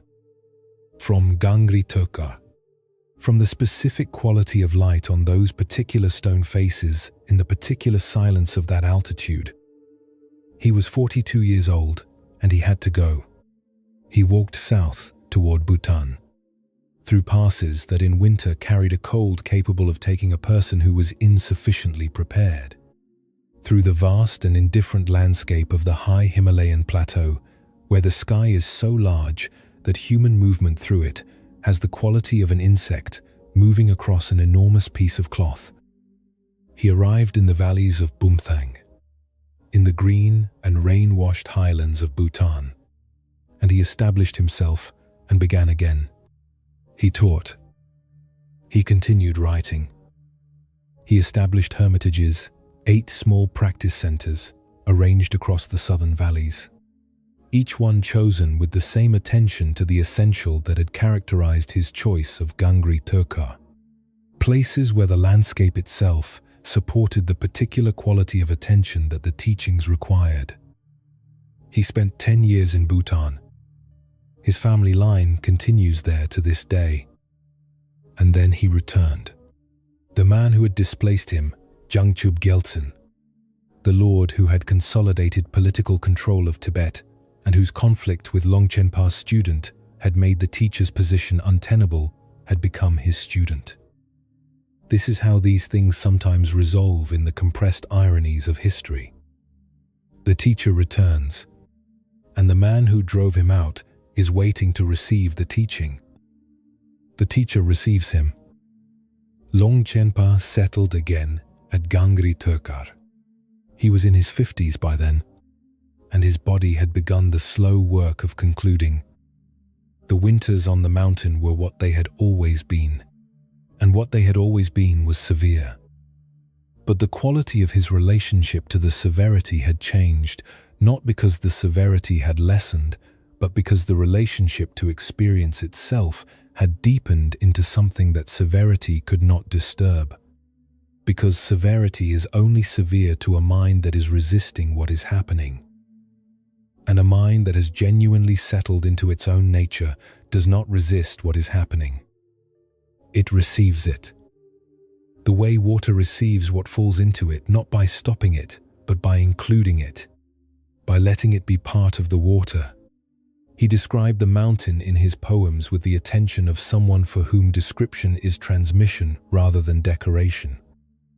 He wrote about the deer that came to graze near the hermitage without fear. He wrote about the stars on clear nights over the high plateau, which are different from stars seen at lower altitude in a way that has less to do with their brightness than with the quality of silence they are visible within. He wrote about the wind in the rocks. He wrote about the experience of sitting through long hours in which the distinction between sitting and being sat, between knowing and being the knowing, had grown so thin as to be practically invisible. He wrote, "In words that have traveled across 7 centuries without losing their quality, everything is already accomplished. Nothing needs to be added. Nothing needs to be removed. Simply rest, and the natural state will recognize itself. This is not advice. It is not an instruction for doing something.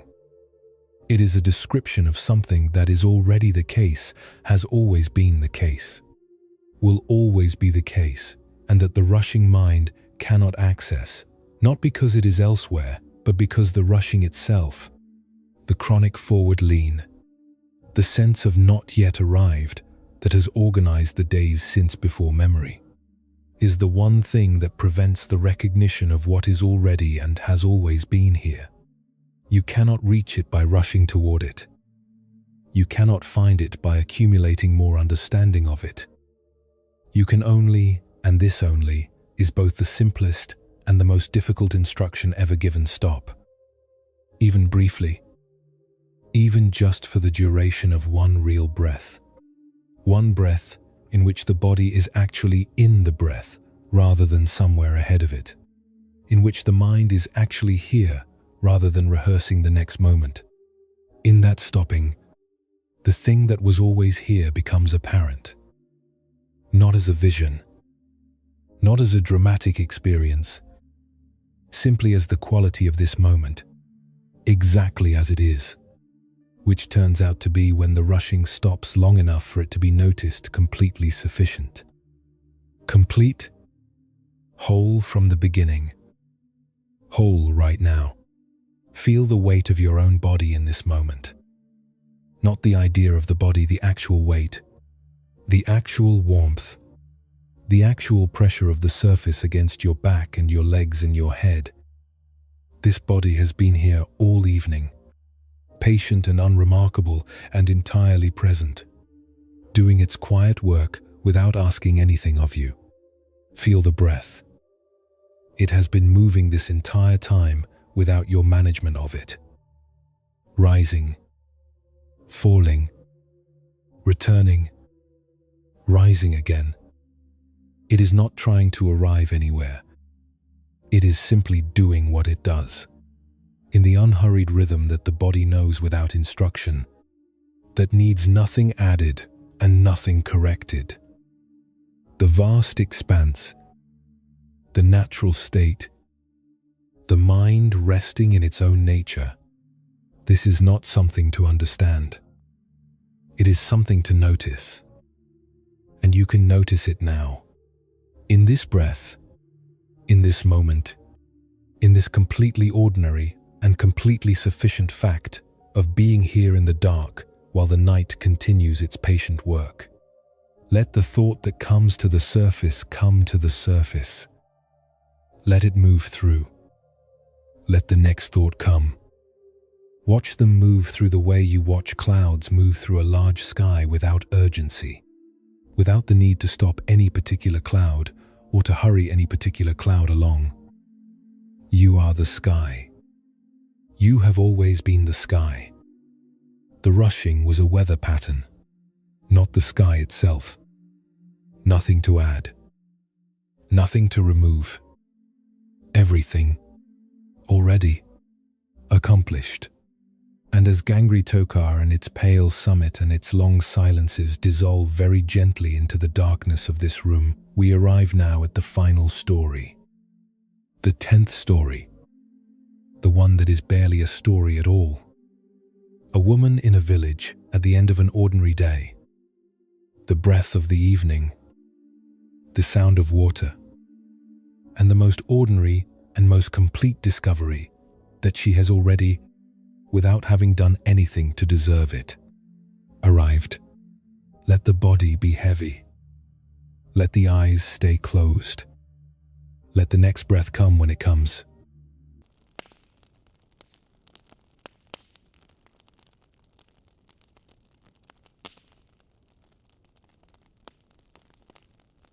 He was born in the year of the rat, in the mountain province of Gyeongsangnam-do in southern Korea, to a family that had produced scholars and civil servants for generations, men who read carefully and argued precisely and believed, without needing to say so, that a life organized around the understanding of ideas was the most dignified form that a human life could take.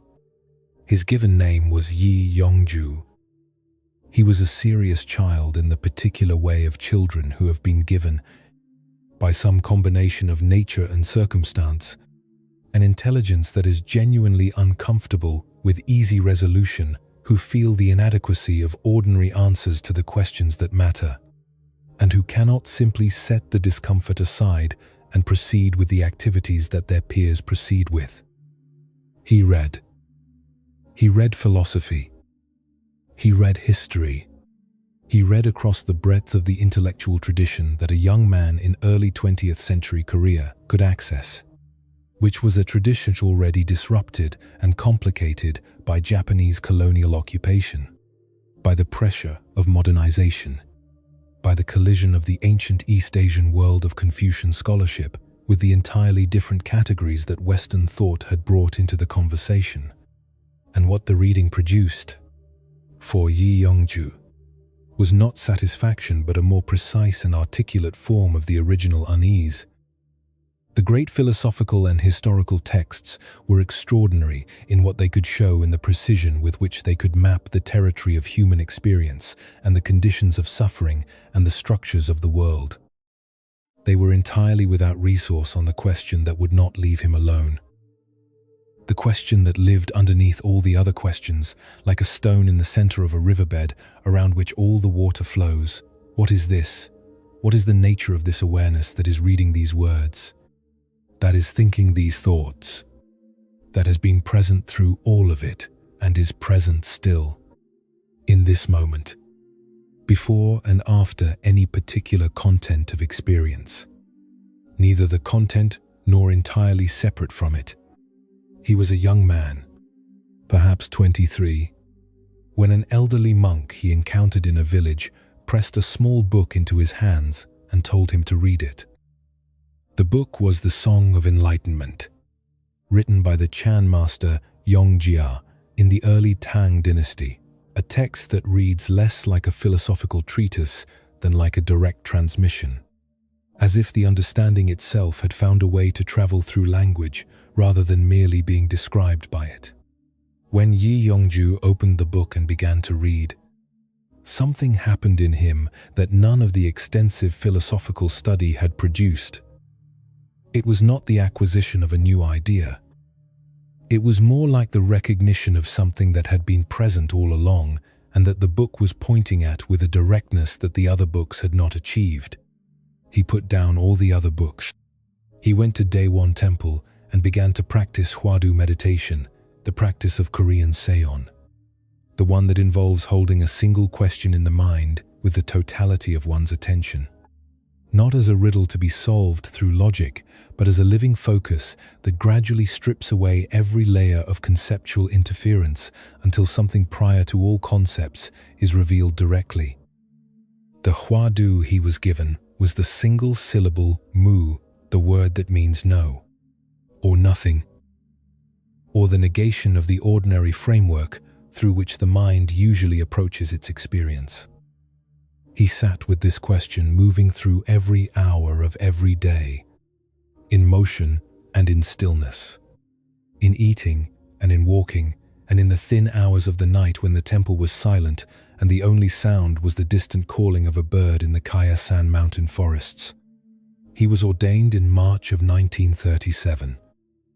His Dharma name, the name given by his master Dongsan on the day of his entry into monastic life, was Seongcheol, pure principle. He wrote a verse on that day, as was the custom, and what he wrote was characteristic of the man he was becoming.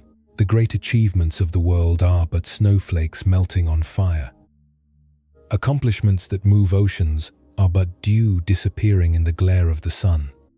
He meant that all the things a person accumulates, recognition, position, understanding, even spiritual attainment itself, dissolve in the face of the one thing that cannot be accumulated, can only be recognized.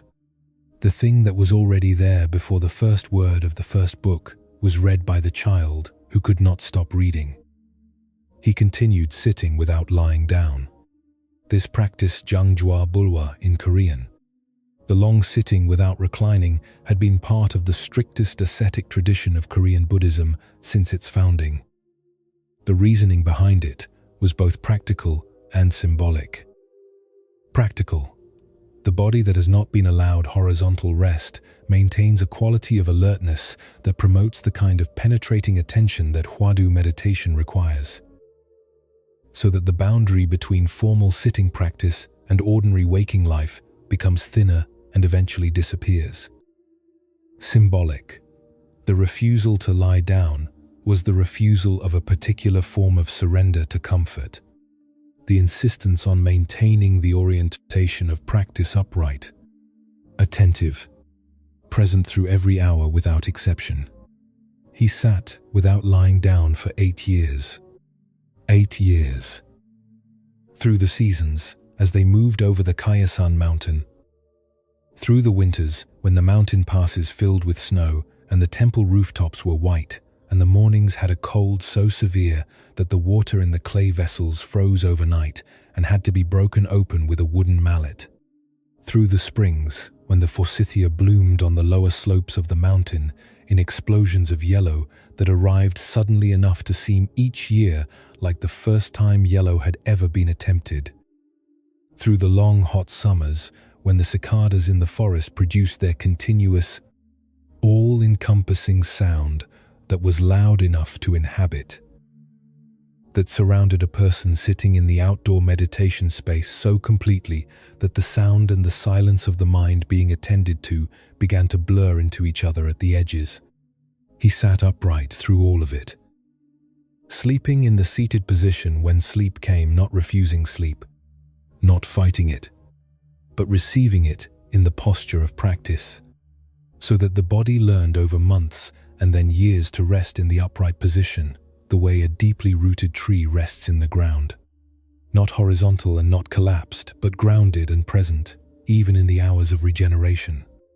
In the summer of 1940, in the meditation hall called Gyumdang Seon 1 at Dongwasa Temple, during the intensive summer retreat, something happened. The Hwadu, which had been held in the mind for years with the totality of attention that years of practice had made possible, broke open. He would not describe what broke open in it. The tradition held that the experience of awakening was precisely the experience that ordinary language was designed for everything except the thing that lived in the gap between any description and the actual fact being described. What he would say, in the teachings of subsequent decades, was that the question and the questioner had stopped being two different things.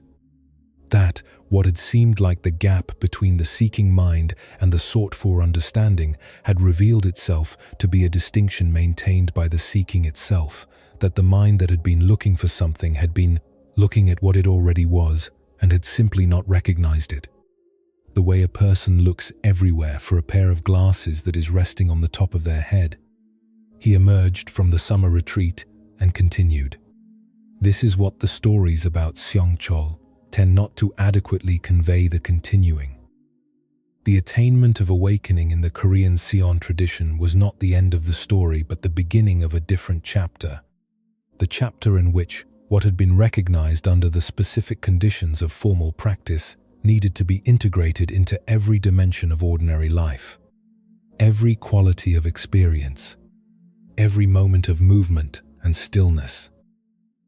Until the recognition was not something achieved in meditation, but the ground in which all activity occurred.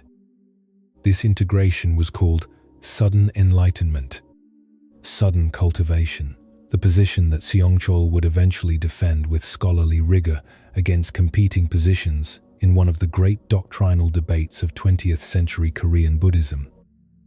Not gradual purification following recognition, complete expression of recognition from the moment of recognition. He spent the years after awakening practicing this integration, moving from temple to temple in the manner of wandering monks, receiving the various conditions of each place, the different qualities of mountain, the different communities of practitioners, the different schedules and demands and atmospheres as material for deepening what had been opened in the summer at Dongwasa. He was a severe student of himself. He was known among fellow monks for a quality of attention so unwavering that being in his company produced, in many people, a slight adjustment in the quality of their own attention, not because he said or did anything particularly unusual, but because the quality of presence he embodied was simply, quietly, impossible to ignore. In 1955, when the institutional affairs of Korean Buddhism were in the particular disorder that followed decades of Japanese colonial occupation and then the devastating Korean War, Seongcheol was offered the position of patriarch at Haeinsa, the great mountain temple that houses the Tripitaka Koreana. Over 80,000 wooden blocks carved with the entire Buddhist canon, sitting in their ancient wooden halls on the mountain, in the particular smell of old cedar and pine resin and mountain air that is specific to Haeinsa and nowhere else. He declined the position. He was 43 years old and had just attained a level of integration that most practitioners of his tradition had spent entire lifetimes pursuing. He declined the position because he did not believe that institutional leadership, at this moment, was what was needed or what he was equipped to give. He moved to a small hermitage called Seongjeonam, near Pajesa, in the Palgong Mountains near Daegu. He surrounded the hermitage with barbed wire. This detail, the barbed wire, attracts more attention than most of the other details of his life, because it has the quality of an unusual object encountered in an unexpected context. Wire usually means exclusion, or enclosure, or the visible marking of a boundary that is otherwise invisible. In this case, it meant all three simultaneously, and something more. Something that does not quite have a name in any of the usual categories. It was a vow-made material, a decision rendered visible. He had made a commitment to not leave the boundaries of the hermitage, and the wire was the physical form of that commitment, a reminder to himself, and a clear communication to anyone who approached, that this particular space was organized around a principle that the ordinary world did not share. He stayed inside those boundaries for 10 years. During those years, he meditated. He sat in the long hours of the Korean mountain mornings and evenings when the light came through the pines and the air carried the smell of the mountain and of pine sap and of the particular atmospheric quality of altitude. He read not to acquire new understanding, but in the manner of a man who has already understood and reads now, to confirm and deepen and allow the understanding to become more completely what it is. He read the ancient Buddhist canons. He read modern physics. He read mathematics. He read biology. He taught himself English. He was, in the opinion of those who brought him books and food across the barbed wire perimeter, one of the most widely read people in Korea. which was an assessment that would have been accurate of him even had he never sat in meditation, and which took on a different quality entirely, given that the reading was occurring in the context of a mind that had been completely stilled and then completely opened. He slept, in these years, in the seated position, not as austerity for its own sake, not as punishment or self-denial in the grim sense that those words carry. In the integrated understanding that he had arrived at, the distinction between formal practice and ordinary life had dissolved. Sitting and sleeping and eating and reading were not separate activities occurring in separate modes of consciousness. They were all expressions of the same awareness, the same quality of mind, the same recognition that had opened in the summer of 1940 and that he had been living inside and deepening and allowing to become more completely itself ever since. When he finally opened the hermitage doors in 1965 after a decade of silence, of barbed wire, of sitting in the Korean mountain light through the full cycle of 4 seasons, 10 consecutive times, and gave his first Dharma talk in that span of years. What he said was not a summary of what he had discovered. It was not an announcement. It was simply the next breath of a continuous practice, offered now to an audience rather than to the mountain and the pine trees and the quality of light on the wall of the hermitage in the particular hour before dawn. He became the supreme patriarch of the Yogye order, the highest position in Korean Buddhism, and his inauguration speech was 4 lines: "Perfect enlightenment pervades all. Serenity and destruction are not two. All that is visible is Avalokiteshvara. All that is audible is the mystical sound." He died in the same room where he had first become a monk, at Hei-Einza, in the 4th month of the year of the rooster, 1993. He had spent 8 years not lying down, and the years after that had been the living demonstration that what the 8 years had revealed was not a state to be achieved and then maintained through ongoing effort, but the nature of mind itself, always already present, requiring only the conditions of sufficient stillness to be recognized. And once recognized, not lost again the way a river, once it has reached the sea, does not need to go looking for the sea any further. There is something that this story points at, which all the other stories in this night have also been pointing at, each in their own way, each from their own tradition and their own century and their own landscape. It is not a doctrine. It is not an instruction. It is the simple and inexhaustible fact that the rushing mind, the mind that treats every present moment as a corridor to a future moment, that experiences itself as perpetually not quite having arrived, that is always organized around the sense of something essential, located slightly ahead, is not wrong about there being something essential. It is wrong only about the location, not ahead. Here, not later. Now.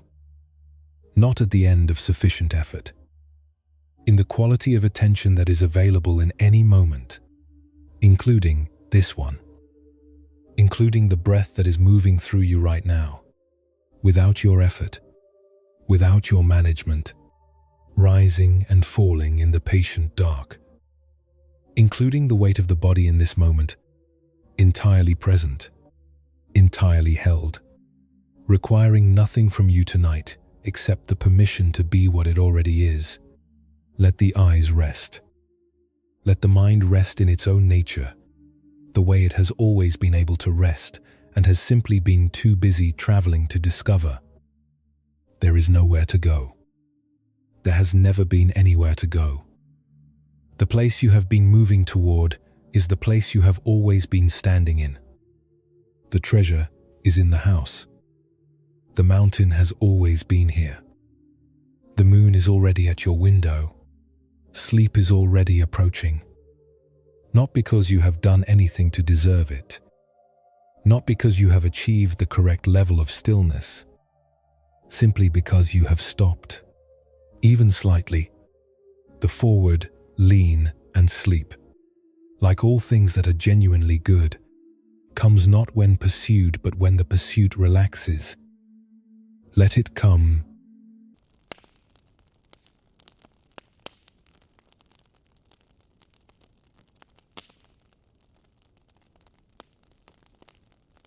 Imagine a story. In the spirit of Truk Lam, teaching in the spirit of King Trần Nhân Tông, who wrote that when hungry, just eat. When tired, just sleep. The treasure is in your house of a woman who spent her whole life walking towards somewhere, and who discovered, on one completely ordinary evening, that she had already been there all along. Her name was Nguyên.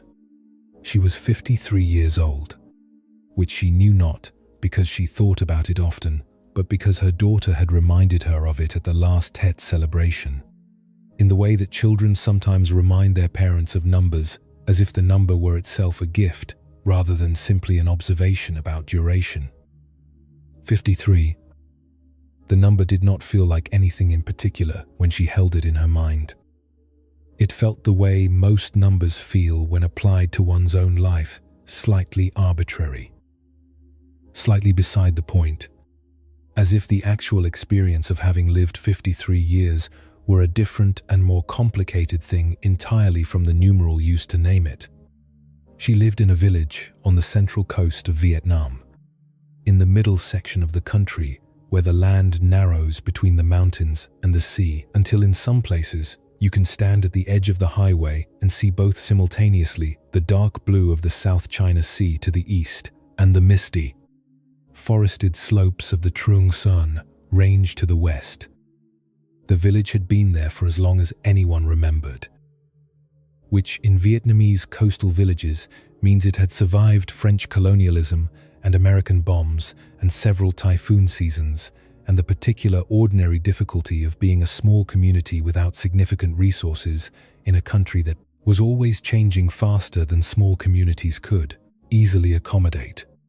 Her house was made of the pale concrete that most houses in the village were made of, built in the years when her husband was still healthy and the two of them were still in the phase of building things together. The particular collaborative urgency of a young married couple constructing a life out of available materials, making decisions daily about what could be afforded and what must wait, and what they would simply do themselves rather than pay someone else to do. He had been good with his hands. He had made the window frames and the shutters himself. From timber he sourced from a cousin who worked in the mountains, and the frames had held for all the years since. Slightly warped now with moisture and age, but still functional. Still opening and closing with the particular resistance of old wood that has absorbed decades of coastal air. On the western wall there was a section where the plaster had come away to reveal the darker base material beneath. She had meant to have it repaired. She had not had it repaired. The cost of repair kept being displaced by more pressing expenditures, the daughter's school fees, then university, then a medical situation one year that took all the savings she had managed to accumulate, and then some more that she borrowed from her sister. And then, at some point that she could not precisely identify, the exposed section had stopped registering as something requiring repair and had simply become part of the wall, part of the house, part of the texture of where she lived. On mornings when the light came in at a particular angle, it turned a color she did not have a word for, somewhere between gold and brown and the color of very old paper, and she found this color in those moments deeply restful to look at without knowing why. The village was small enough that she knew everyone in it by name and by the texture of their lives. This was not nosiness and not surveillance, but simply the accumulated knowledge of decades of proximity, the kind of knowing that builds up in a person, the way sediment builds up in the bed of a slow river, layer by layer, until what you have is a detailed and involuntary record of everything that has passed through. She knew who was struggling with money and in what specific way. She knew whose children were sources of pride and whose were sources of worry that had to be carried quietly, because the worry was the kind that cannot be shared without making it worse. She knew the widow who had been widowed for 30 years and who had arranged her days with such completeness and self-sufficiency that the absence of her husband was no longer an absence in any ordinary sense, but had become, over 3 decades, simply the shape of the life she had built.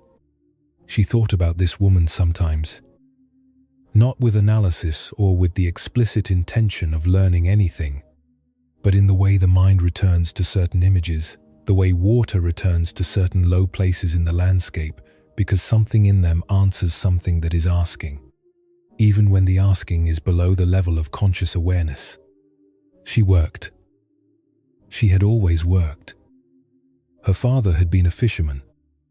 Her uncles and cousins had been fishermen.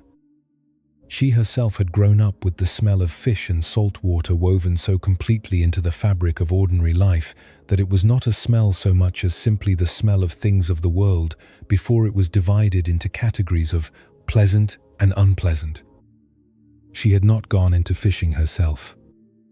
She had married a man who worked construction and who was good with his hands. And after his illness had taken him, she had continued the small shop she had opened during his illness to supplement the income. That illness was taking dry goods, condiments, the small daily necessities that a village needs at any hour without wanting to travel to the town to obtain them. She rose before 5.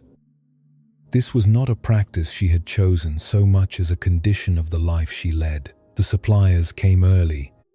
The morning market ran early.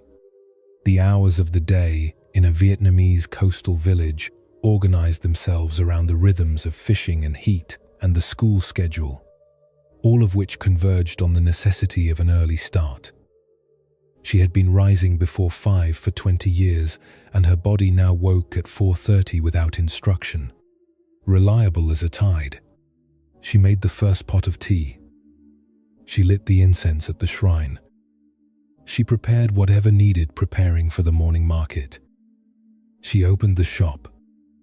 She sold what was needed, the small transactions of a small community's daily life, each one brief and practical, each one containing in its brevity a quality of genuine human contact that she found, though she did not think of it in these terms. Nourishing. People said her name when they came in. She said theirs.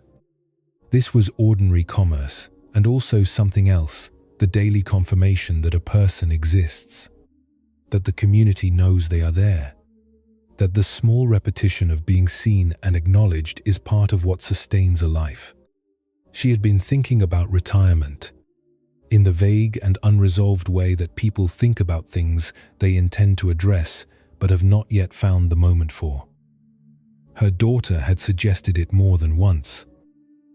"You have worked enough," her daughter said, in the gentle and slightly exasperated tone of a child who has watched a parent work for as long as the child can remember and has begun to worry about what the working is costing. Her mother received these suggestions with the openness of someone who genuinely considered them and the quietness of someone who did not yet know what she would be without the structure of the shop and the early mornings and the familiar transactions. What would she do with the time? This was the question she never quite asked aloud. And it was also the question that the question of retirement rested on. She knew, in the abstract, that other people filled unstructured time with things they enjoyed, with visits and hobbies and the various pleasant activities that constituted leisure in the ordinary understanding. She did not doubt that she would find things, but the structure of the days had been the structure of her life for so long that imagining the days without the structure was like trying to see the water without the banks that shaped it, genuinely difficult to hold in the people. Imagination as a coherent picture. On this particular evening, in the season when the heat of the day hung in the air past sundown, when the humidity made the warmth into something you could feel as a texture on the skin rather than simply a temperature, When the village settled into the particular quiet of a weekday evening, after the work and the school and the commerce and the cooking had all been attended to, she finished the dishes from the evening meal and dried her hands on the cloth that hung beside the sink and walked to the chair beside the window. She had thought she might watch something on her phone. Her daughter had suggested a drama series from the South, which her daughter had described in terms that made clear it was the kind of story that was easy to watch and easy to forget, and that this was its virtue, that it required nothing and produced a pleasant blankness in the mind, which was what the evenings were for. She picked up the phone. She looked at the screen. She set it down. She did not choose to set it down. Exactly. It was more that setting it down was what happened when there was no particular reason to continue holding it. In the same way that a stone settles when there is no longer a hand to hold it up, she was not being deliberate. She was simply not doing anything in particular, and in not doing anything in particular, the phone had found its way onto the table beside the chair. She sat outside the window. The light was doing the thing it did at this hour, in this season, the slow, unhurried movement through its final stages. The yellowing and the oranging and the deep color that appeared just before the dark, which was a color she had no name for, but that she recognized the way you recognize a face you have known all your life. She had watched this progression from this window for more years than she had watched it from any other window. And it had the quality of something that happened not to her, but with her, not a spectacle she was observing from outside it, but a process she was part of. The way the air is part of the weather it contains. The stars began to appear. First one, in the deep blue above the eastern horizon, over the direction of the sea. Then another, then more, until the familiar scatter of them was present across the whole arc of the visible sky. Not all at once, but gradually, each one emerging as if the darkening were revealing what had been there all along, rather than creating something new. She breathed. She was not attending to the breathing. It was simply happening, in the way that it had been happening without her attention for 53 years and would continue happening without her attention for as long as her body maintained the conditions for it. The breath came in and the breath went out, and in between these two movements there was a pause, very brief, in which the body was simply itself, neither inhaling nor exhaling, neither reaching for the next breath nor releasing the previous one, simply present in the small spaciousness of the interval. Her legs were heavy in the pleasant way of legs that have worked and are now at rest. Her hands lay open in her lap. She noticed them there without examining them. In the peripheral way that one notices familiar things, hands that had been doing the work of hands for half a century, that knew the particular weight of a full vegetable basket and the precise pressure needed to open the stuck drawer of the shop counter and the feel of her daughter's forehead when checking for fever. The last time she had done that, which was many years ago, when her daughter was still a child in this house and not a woman in a city, who called on Sundays and suggested drama series. The thought of her daughter moved through. Warmth. The warmth was simple and real and did not require any supplementary emotion. Her daughter was well. This was sufficient to know. Other thoughts moved through. The accounts, a conversation, a neighbor's difficulty, each one arriving and departing with the natural movement of things that are not being held. She was not trying to be still. She was simply not, in this moment, doing anything that created motion. And in the absence of motion, what was present was just this: the window and the stars and the cooling air and the smell of the river and of rice and salt and the weight of the body in the chair and the breath moving through it and the quality of the evening, exactly as the evening was, which was, she found, without analyzing it, without naming it, without doing anything at all with it, except being in it complete. She did not think the word complete. She did not think anything about what was present. She was simply in it, the way the evening itself was in it, the way the stars were in it, the way the river was in it as it moved toward the sea without urgency and without arrival. Simply moving because moving was what it did and doing it was sufficient. She sat for a long time. The night deepened around the village. Lights came on in neighboring houses, the warm yellow of lamplight through paper-thin curtains. A child's voice somewhere, briefly, then quiet. A motorbike on the main road, its sound arriving and passing and fading into the larger silence. She did not move. The incense in the corner had long since burned to nothing, and the small smoke of it had dispersed into the air of the room. And the air of the room and the air outside the window were the same air now, moving through the space with the patient indifference of air that has been circulating through this particular village for longer than anyone has been counting. Eventually she rose, not because she had decided anything, not because she had concluded anything or understood anything or arrived anywhere new, simply because the body, which had been patient and steady and entirely present through all of it, knew without instruction that it was time for the horizontal rest that it had been quietly ready for since, well before she sat down. She walked through the familiar dark of the house, the shrine in the corner, the shapes of furniture, the doorway, the bedroom with its single bed and the window that showed a square of the same sky she had been watching from the chair. She lay down. The bed received her the way it had received her for many years, with the particular give of a surface that knows the weight it is asked to hold and holds it without effort, without comment, simply offering the support that support is for. Her eyes closed. The darkness behind the closed eyelids and the darkness of the room were the same darkness. The breath continued. In and out and in. The village continued its quiet life around her. The river continued its movement toward the sea. The stars continued their enormous, unhurried turning, the way they always have, the way they will long after this particular village and all its particular lives have returned to the ground from which they came.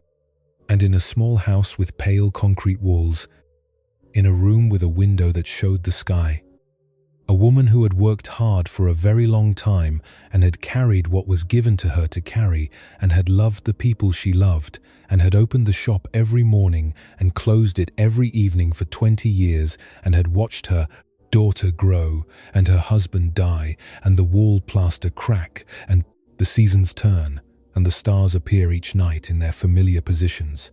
This woman lay entirely still and was, without knowing she was, without doing anything to be, without having arrived from anywhere or departed anywhere, simply here, simply resting, simply home. The treasure was in the house. It was always in the house. It is in your house too. In this breath, in this dark, in this completely ordinary and completely sufficient moment of being alive, let sleep come. It is already on its way. It has always been on its way.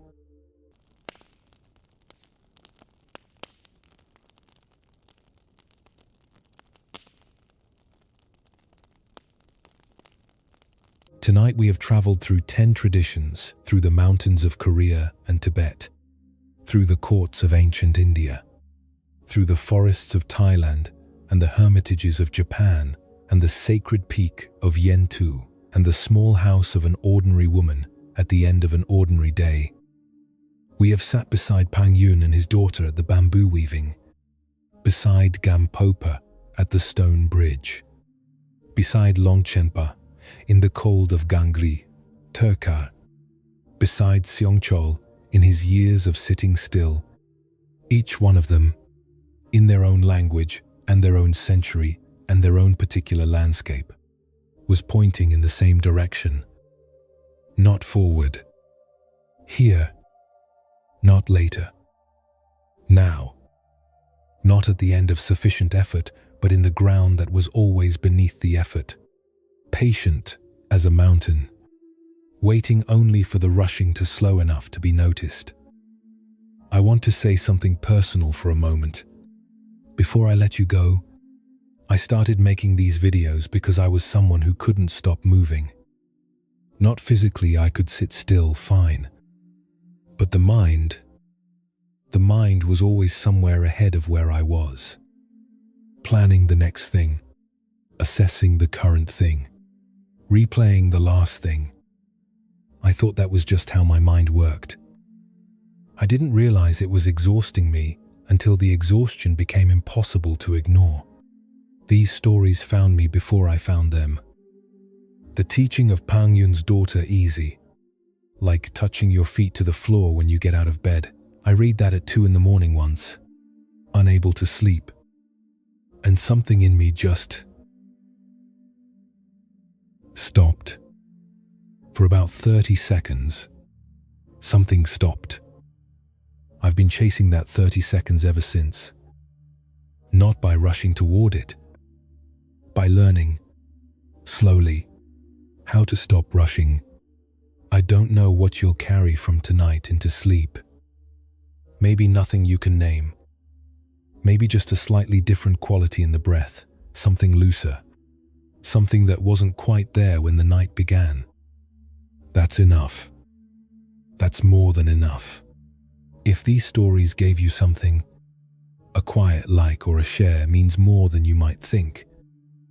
It helps people who are lying awake somewhere right now in a city, in a small house, in the dark of their own particular evening, find their way here.